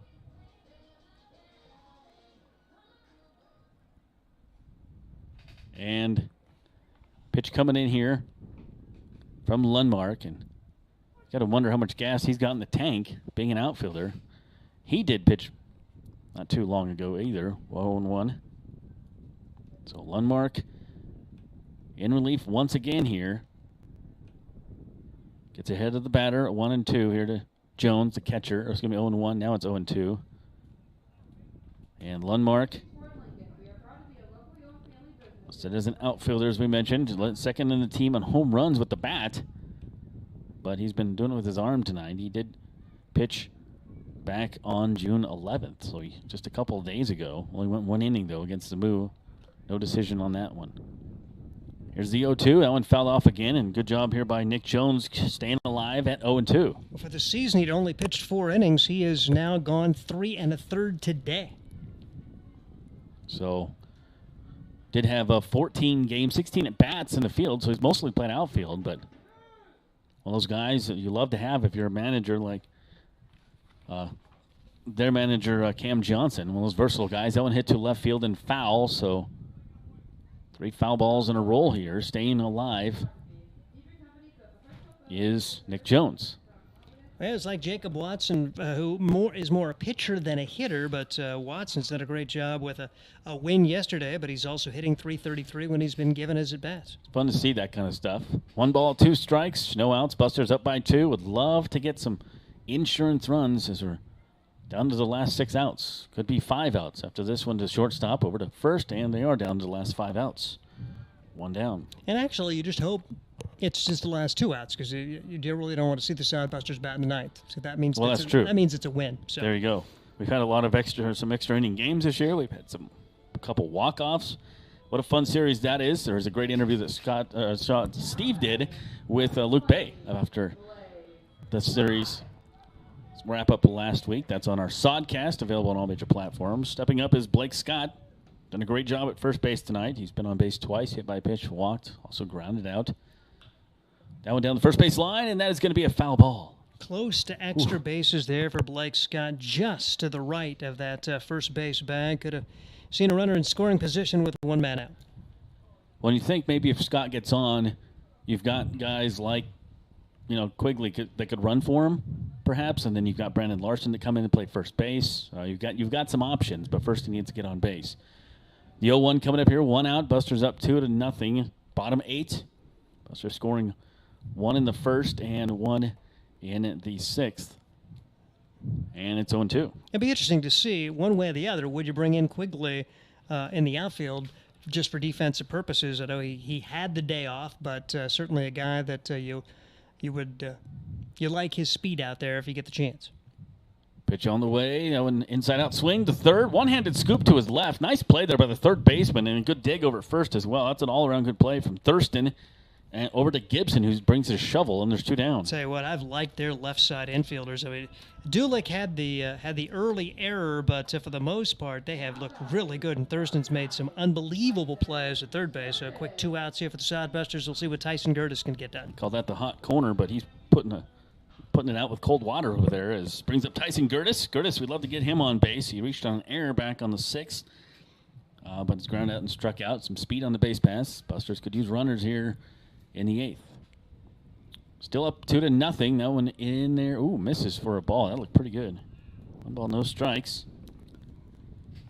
Not sure where that was, and I'm fairly certain the Badlands Big Sticks did not know where that was. You heard somebody from their dugout say, wow. At least that's what we could say on the air that they said anyway. I did hear wow. Landmark has pitched more than his starting pitcher has in this game. Eric Kessler started the game with 3 2/3. That one looked like a ball and called a strike, a little high. So only 1 run given up by each pitcher of the Badland Big Sticks. The only earned run came off of Landmark. 7 strikeouts total for the Sodbusters as the 1-1 count coming up here to Tyson Curtis. 2 outs, bottom of the 8th. There's somebody warming in the bullpen for Hastings. That one misses, and again, that one looked good, and Landmark wants to know what that is. So I wonder if tonight is over for Matt Sagman or not. Did a good job out of the bullpen. Maybe they'll bring him out for a bat or 2 and see what happens.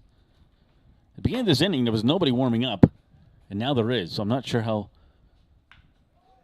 he's throwing. That one a little looper to left, but it just hangs up there for the left fielder, Austinson, to make the catch. And Busters go in order here in the 8th inning. So a fly out to left field.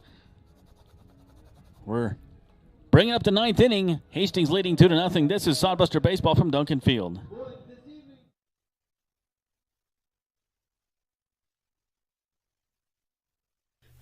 Life is busy. Between family events, the kids' activities, work, and driving here and there, who has time to wait in the checkout line? The new Sam's Club Scan and Go app lets you scan, pay, and head to the door. Or try curbside pickup. Just shop, park, and let them load it into your car. Curbside pickup for Plus members starts at 7 a.m. Monday through Saturday. Get all the products you love at the prices you expect from Sam's Club and skip the lines. Sam's Club, making busy lives less stressful. Nebraska Realty is a homegrown company that is deeply invested in the communities it serves. They are the largest independent real estate brokerage in the state with over 950 agents serving communities all across Nebraska. Nebraska Realty operates on the same principles and values as the people of this state: honesty, hard work, community, and people. They recently opened an office in Hastings and are excited to be part of the community and do their part in helping it thrive. See what Nebraska Realty can do for you at nebraskarealty.com. Matt Sagman back out there for the Sodbusters as there is action in the bullpen, but Sodbusters go in order in the bottom of the 8th. And moving into right field, Steve, it looks like you said Quigley was out there. Dallin moved into right.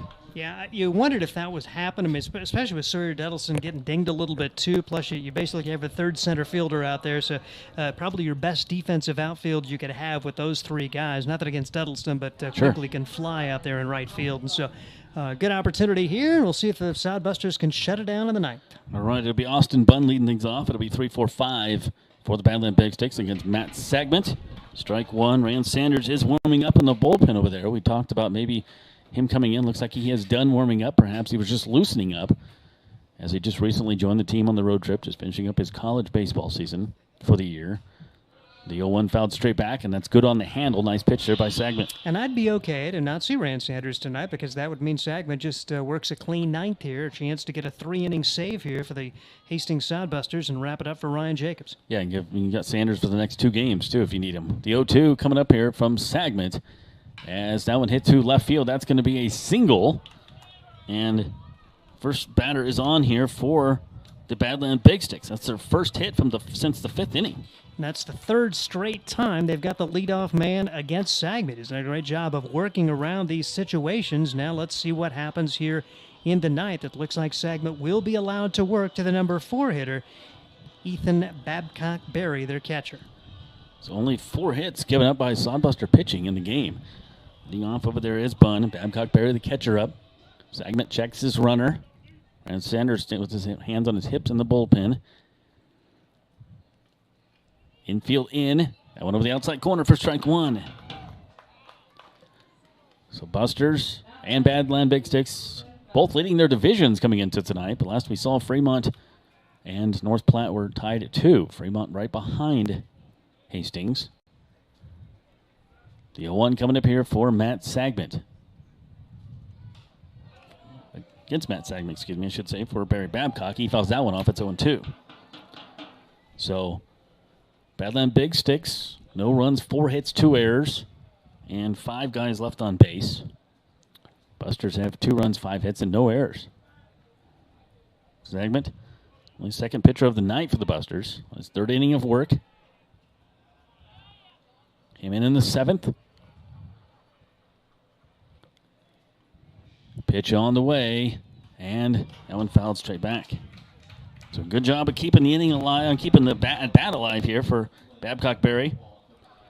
0-for-2 officially, has had a walk in the game. Noon start time tomorrow, first pitch. I'll start pregame about 11:30. Flying solo tomorrow, Steve. You're going to leave me on my own? I got a real job. Unchaperoned? Unfortunately, I have to do my real job and don't get to have a chance to have fun with you. We'll have fun together back here on Wednesday night as well as the Busters wrap up the homestand. Here's the 0-2 coming up from Sagment. And that one well outside. Good job by Nick Jones. He's done a terrific job behind the plate tonight, 0-2. I'm not independently wealthy like you. I have to go to work a real living, and now you get a chance to be solo. It'll be fun for you. Us photographers, we make a lot of money. Yes, yep, like National Geographic. Full moon on the left center field. That's a huge moon out there going on here at Duncan Field. The 1-2 coming up from Matt Sagment. Pitch on the way, and it hits him. Didn't look good out of the hand. Yep, not what you wanted there. He was worked ahead of each of the first 2 batters this inning, but a single and a hit batsman. And let's see, I know Luke Bay really loves to have his guys experience it and try to work their way out of difficulty, but how far do you go with Sagment with Rand Sanders ready to go? It looks like Luke is going to make the change. He's waiting for the announcement of the batter, I believe, and here he comes. So certainly going to be a visit anyway. Yeah. And like I say, we've seen a couple of times this year where we thought he was going to make the change and he didn't. And, you love it for summer ball where he's trying to let his guys work through things, but we'll see if that's going to be the situation here for Sagment, who's actually worked ahead of both of the first 2 hitters, but allowed the 0-1 single and then the 1-2 hit batsman. So both guys reach when Sagment had them both on the ropes.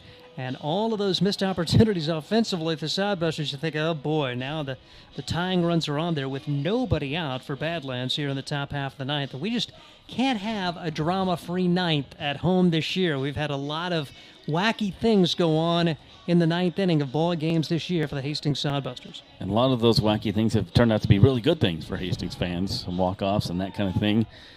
5-4, Fremont's up right now in the 7th at home against North Platte, so looks like there won't be a pitching change. Matt Sagment stays in. Luke Bay, former pitcher himself, goes out and talks to his right-hander. And this has kind of been Luke's MO of the early part of the season. And you like the confidence that he has in his guys, that they will, trying to let him work through things. And Sagment's throwing strikes this inning, except for that last one that hit the guy, but he threw strikes to Bunn. Bunn just had a solid single. Brings up Thurston. Thurston 174 on the season, 0-for-2 tonight. in Fowler, Indiana. So 2 on here for Badland Big Sticks. Bunn singled. He stands on second. Barry Babcock was hit by a pitch. He stands on first. Matt Sagment. Infield in. Third base. Zimmerman, Whale, and on the green. Bunt down. It's a good one. Sagment picks it up. Only plays to first base. They overthrow it, but a nice backup there by the second baseman. Wow. Tamio with a huge backup. That totally saved a run right there. Yeah, and you always wonder, sidearm pitcher, when you have to field it and throw it, how's it going to go? He threw it sidearm, and there was no chance for Blake Scott to field it. It'll be a throwing error, and now a pitching change is going to happen. Yep, that'll be the end of the night for Sagment. It was a great bunt right down. Did a good job there putting it down. But did Thurston, and if Tamia didn't back that up, that thing was into right field, and you have a runner in. So that's going to do it. We'll take a break, come back. This is Sodbuster Baseball from Duncan Field. Pitching change coming up.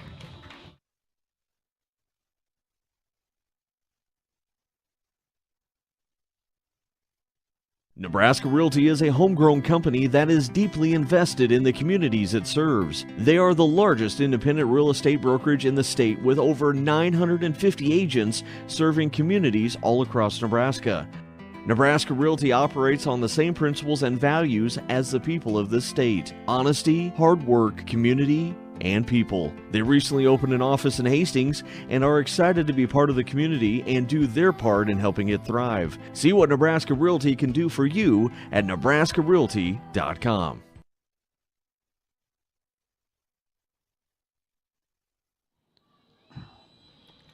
Well, the Hastings Sodbusters in a huge jam here at the top of the ninth, leading at 2-0. This has been the MO of Sodbuster baseball throughout the year.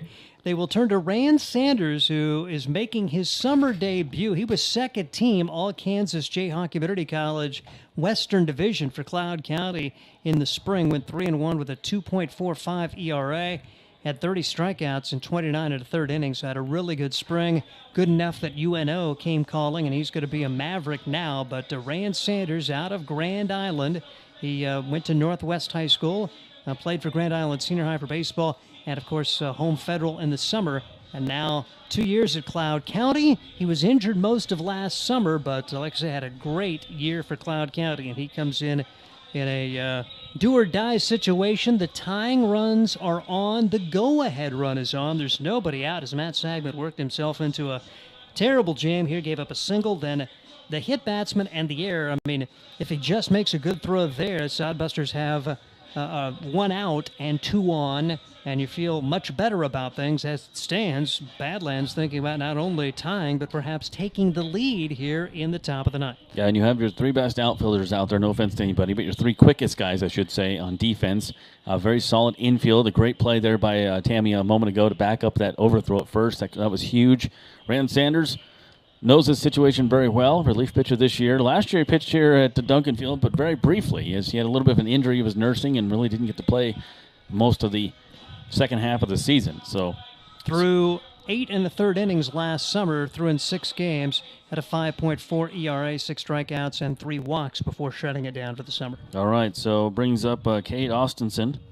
Austinson has struck out 3 times, so it looks like they are actually going to bat Landmark. Carson Landmark, the pitcher. Yep. We mentioned he swings a good stick. He has a couple home runs on the season, so Ludmark is up to bat. And for Ludmark, .311 batting average. Swung on and missed on the strike ball. Bringing the straight cheese is Rand Sanders. Ludmark has had 61 at-bats this season, 4 doubles, 2 home runs, 11 RBIs, 6 walks, but struck out 14 times. I like the move here by Cam Johnson, the manager of the Badland Big Sticks. So, batting in for Austinson is Ludmark. That one fouled straight back down and count 0-2. And a correction in the scorebook because he came into pitch, and when he came into pitch, he actually came in for Landmark or for Austinson. So he actually had the at-bat back in the 7th. He struck out there. These red, white, and blue numbers, you really got to be on it, and I apologize, I was not. So he's 0 for 1 in the game already, so this is his second at-bat. He batted for Austinson back in the 7th. We'll have to get who the left fielder is. We'll have to figure that out. pitch on the way. That one hit to right center field, falling quickly. That's going to get a run in. Waving around the second run, and that will do it as well. Landmark hit the mark and tied this game up 2-2. And they're not done yet. First and second, nobody out. So the Badlands Big Sticks will make Hastings bat in the bottom of the ninth, and they may have the lead by the time that the Sodbusters get up. Those runs both charged to Matt Sagmet via the hit and the hit batsman. Coming on the score was Bunn and Babcock-Berry. And Landmark stuns on on second base on that one. And so the 2 RBI double. No, single. Singles, and then he advanced, on the throw, yep. Nope, Thurston is at second, and there he is. Still My first. bad. Okay. I'm looking down. Jaden Gibson comes up. Chance to add to it here. 2-2, we're all tied, everybody. And, of course, nothing normal can happen in the ninth inning here, Duncan Field. Shows the bunt. That's a beauty down the line. He may get a hit out of this, and he does. Sanders just has to put it in his pocket. That's a beautiful bunt by Jaden Gibson at a perfect time. Sodbusters just can't get it out. Single hit batsman, error on a sacrifice, 2-run single, and then what was supposed to be a sacrifice turns into an infield single. 5 have batted, all have reached, and now the Sodbusters trying to find a way to minimize further damage. Sodbusters will play the infield in now in a 2-2 game, and Hastings in huge trouble here with the 8-9 hitters coming up. Kobe Krenz is the 8th place hitter, hit by pitches last time up. And strike 1. Coming into this inning, Badland Big Sticks has only had 3 hits in the entire game. They have 3 this inning. 2 runs in for them. Ducks on the pond, as they say. Bases loaded, and still no outs. Buster's going to have to battle back on the 9th. Ryan Sanders just hoping to stop the bleeding right here. He came in relief of Sagment. With one charge to Sagment, but 0-2 here, ahead of the count in Krenz. And that was a perfect bunt by Jaden Gibson. You practice that, and he put that in a perfect location with Zimmerman back at the line at third, had no chance, and smart play by Ryan Sanders to put it in his pocket, not overthrow it. Take a chance on anything. The 0-2 coming up here. Bases loaded, 2-2. Our score now, top 9. Kick and deliver. That one a high pitch. Foul off first base side. That'll be out of play, and keeping the bat alive is Kobe Krenz. The good news is Sanders has come in and thrown strikes. The bad news is giving up 2 singles so far. We'll see if he can find a way to finish the deal. Strikeout would look really big against Krenz. Making his 2022 debut for the Sodbusters here. Local kid. I say local, about 30 miles down the road. Here's the 0-2. That one hit deep center field. Out there is Curtis. Tracking it down, runner will tag. Second and third, it's a huge throw to home, and not close. The runner will score. Now they have the lead. Badland Big Sticks 3-2. Good job for Kobe Krenz to get it deep enough to get Thurston home. So 3 have scored all of those runs. Charged to Matt Sagmet, who would be the losing pitcher unless the Sodbusters could rally. Still first and second, and only 1 out with the number 9 hitter coming up. So sacrifice fly, just the 1 out. You had Bunn lead off the inning with a single. Barry Babcock hit by a pitch. You had the sacrifice bunt by Thurston, but it was an error. And that brings up Peters. Corey Brownson, he batted Brownson, I'm last sorry. inning. Brownson, you're right. Yep. Those numbers are hard to read. I like the patriotic, but those are really hard to read. 3-2 now is the score, with Badland taking the lead here in the 9th. Ryan Sanders trying to get some outs, trying to induce a ground ball or something. Infield in. That is an infield hit to first. Goes to second for 1. Back to first. And the double play. The old 3-6-3 double play. How about that for the catcher? Good job for Blake Scott playing his position at first. Never hesitated as he fielded through to second and then hustled back to first to get the return throw. So 3-6-3. But the Sodbusters going to have to work here as they trail up by a score of 3-2. We'll come back in the bottom of the 9th, see if Busters can walk it off again. It's familiar territory for them. We'll see what happens. Don't go anywhere. This is Sodbuster Baseball. 3-2, Badland leading in the bottom of the 9th. Are you tired of lousy internet and faceless customer service? It's time to experience local, honest, hassle-free, and exceptional. That's the Allo promise. We not only provide crazy fast fiber internet, crystal clear TV, and dependable phone service, but we choose to become a part of the communities we serve and love when everyone calls or stops by our store to say Allo. So don't settle for mediocre, settle for exceptional with Allo. Visit us at alofiber.com/local. There's nothing like relaxing on a summer day. Nothing like taking in a Hastings Sodbuster baseball game. And there's nothing like an ice-cold Pepsi to make the day perfect. Pepsi Cola of Hastings wants to make your nothing like be the best day it can be, whatever the occasion. Enjoy your favorite refreshing Pepsi product throughout the Sodbuster season and make your nothing like memories. Pepsi Cola of Hastings, a proud sponsor of Hastings Sodbuster Baseball. Duncan Field is where we're at, and chance for the Sodbusters to walk it off once again here. Very familiar territory. We've seen this a couple times already in the homestand there, Steve, and you're going to have to do it now down by 1 run. Yep, Sodbuster's really tough inning there for the Hastings team as they kind of work themselves into a jam. A single hit batsman, and then Badlands trying to give up an out and a thrown away sacrifice, a huge error. And when all is said and done, they end up getting a 2-run single, an infield single, a sacrifice fly to grab the lead. And now it's going to have to be the 8-9-1 to try to make the comeback here, trailing for the first time today. All right, 8-9-1 due up here. Adams, Kennedy, and Tamia are scheduled. And you knew with 2 runs that it wasn't going to be enough against this high-potent team of the Badland Big Sticks, and it wasn't. So Busters find themselves down for the first time tonight. Swing and a miss. Adams trying to get on base here. Go for 3 on the night. Most of the production in the batting order has been from the top of the order, with the exception of the 1 hit from Kennedy. It's 1 ball, 1 strike. 1 ball, 1 strike. Bottom 9. Josh Salmon, Steve Stein with you. Mason Hendricks running your cameras tonight. Appreciate you guys watching on YouTube there. Noon, first pitch tomorrow, 6:35 on Wednesday, the same 2 teams. Here's the pitch. And that went outside by Landmark. And what a great job he did with the bat last inning. Get the 2-run single to tie things up. Yeah, if there's a player of the game for Badlands, it's this dude, as he has not only done a great job of pitching his way out of difficulty on numerous occasions, gets the key hit of the game to tie it up. Pitch in there for strike 2. 2 balls, 2 strikes. Hastings crowd bearing through the heat today as it's still humid, but obviously temperature has dropped down just a little ways since game time. And that one just missed on the outside corner. Not a bad pitch. Still 91 degrees, Steve, with 32-mile-an-hour winds. 3 balls, 2 strikes, no outs. Busters down 3-2, bottom 9. Do they have more walk-off magic in them? Sometimes I think those bats are magic wands here in Hastings. Need to wave them now. Here's the 3-2 coming up from Landmark.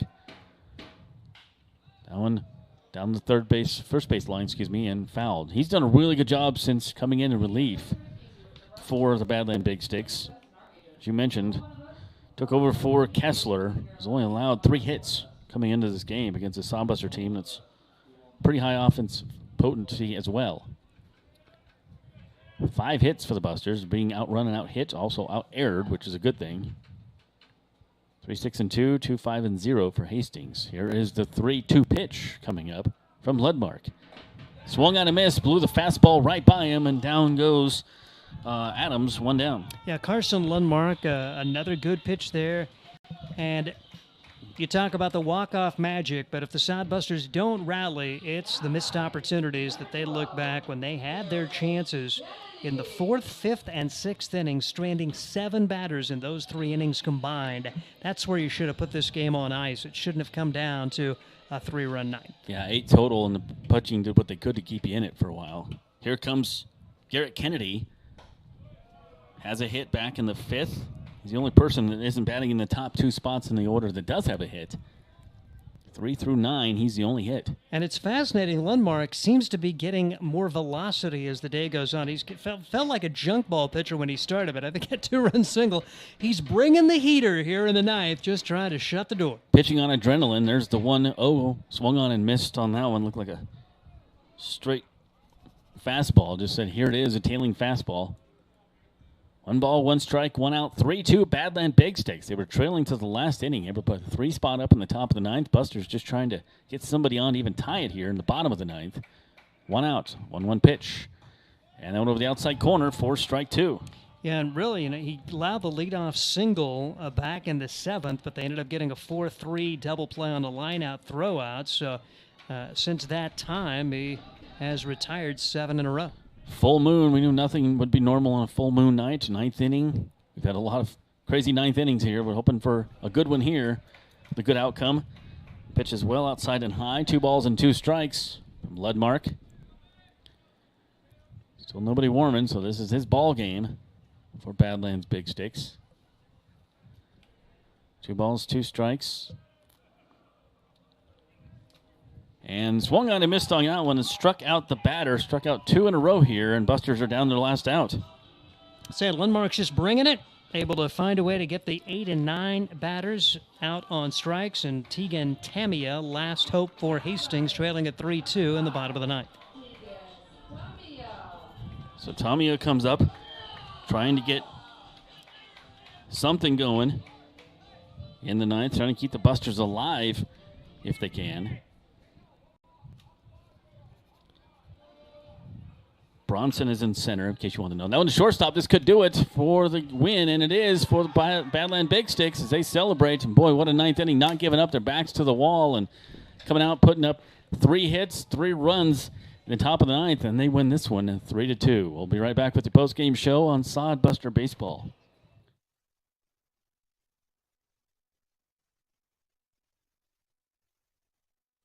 The Adams County Visitors Bureau is the perfect place to start your Hastings experience. Hastings is the birthplace of Kool-Aid. See the Kool-Aid exhibit at the Hastings Museum along with many other exhibits and a planetarium. Enjoy the historic housing district, strolling through downtown parks, and beautiful shops.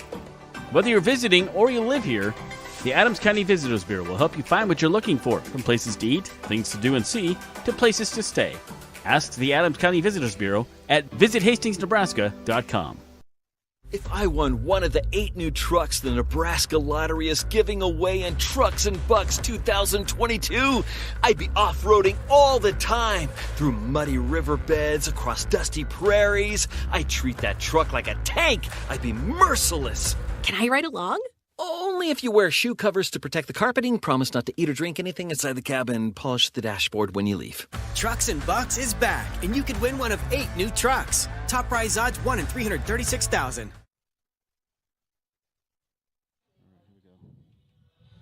Welcome back as we get set for your post-game show. Josh Salmon, Steve Stein with you here from Duncan Field as the Bucks lose a heartbreaker here, 3-2, and it just, that 9th inning, what a difference it makes. And as you said, Steve, they left 8 men on base in this game, 7 in the last few innings, and you can't do that and expect to win a ball game, especially against a tough team like the Badland Big Sticks. Yeah, it was not the 9th. It was to me, it was the 4, 5, and 6, which you really go back and think that they could have put this baby away. I mean, the 9th, that's where people are gonna focus on, because Badlands scored the 3 there, but the Sodbusters shouldn't have been a 2-0 game.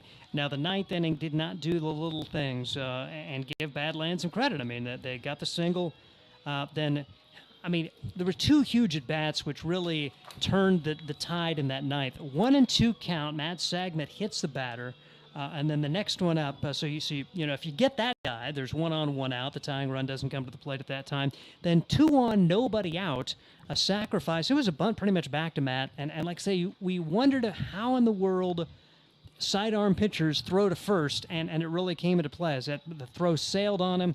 An amazing backup for Tegan Tammy to keep the ball from going down right field. But if they get the out there, there's still 2 on, but there's 1 out, and you feel like you have a fighting chance. But then you get bases loaded, nobody out, and Landmark comes through with a huge single to tie the game. Then a little bit of luck there as they get the infield single on the next potential sacrifice. That loads the bases once again.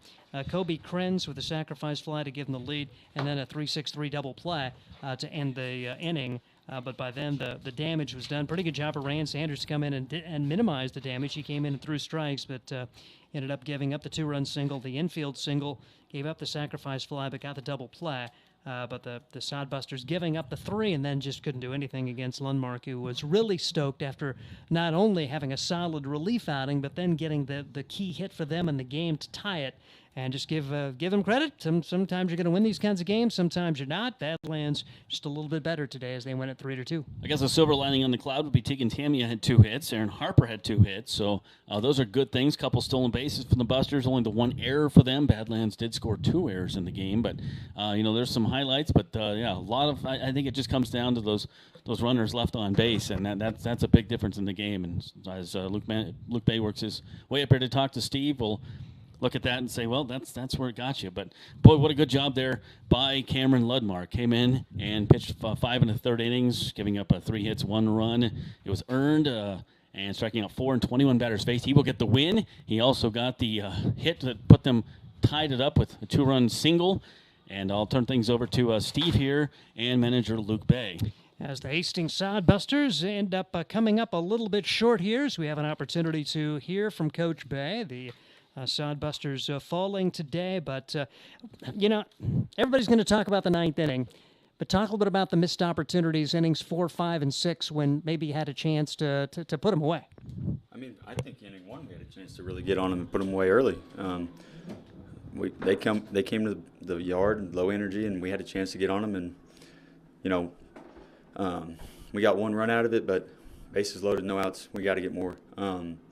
And I think we had the bases loaded either with no outs or 1 out 2 more times after that, and we didn't capitalize. It's a tough night to hit with the wind doing what it was, but we got to find a way to scratch a couple more, and because we sure pitched well enough to win that game. You mentioned it, and I guess that's the bright spot. Ryan Jacobs, talk about his start today. I mean, he's been awesome every time he's came in the game. Out of the bullpen, starting for the first time, and he's a competitor and he's got good stuff, and he's aggressive in the zone and gave us a chance there.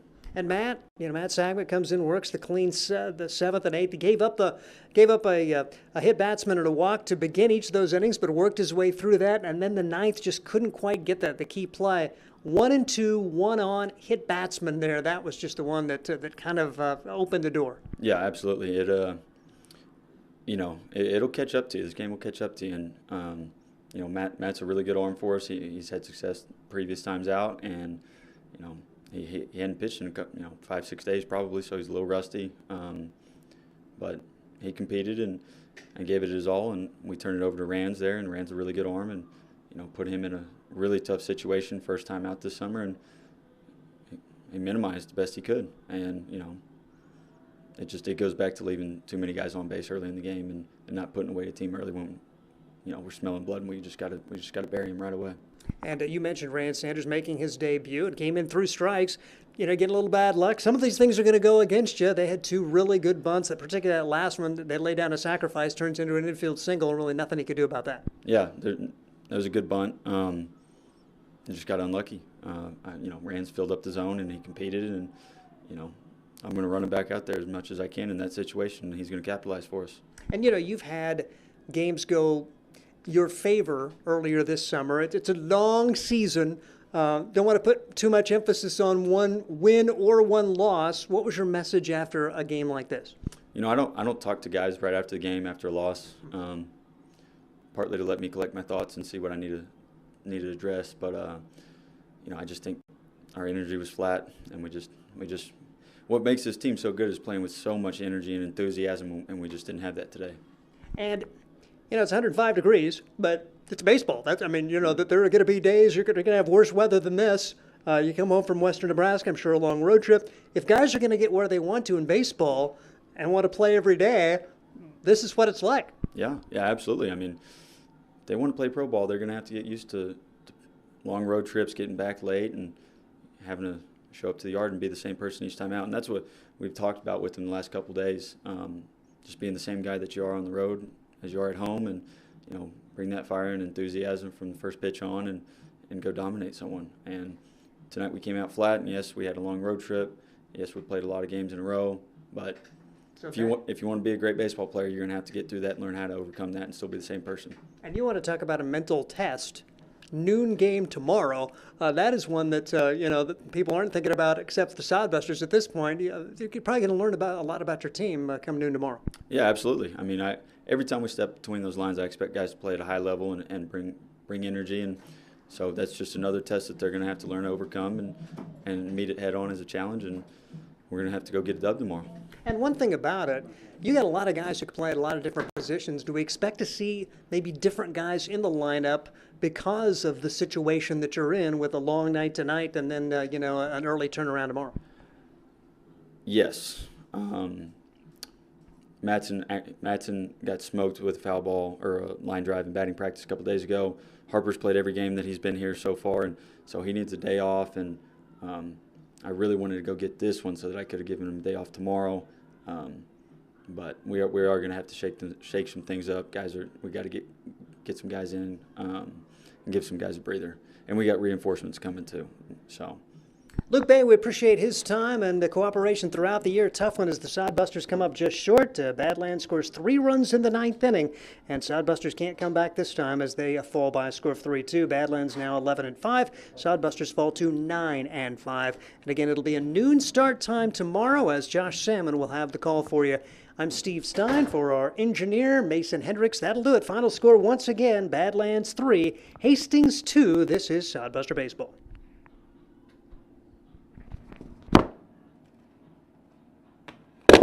All righty.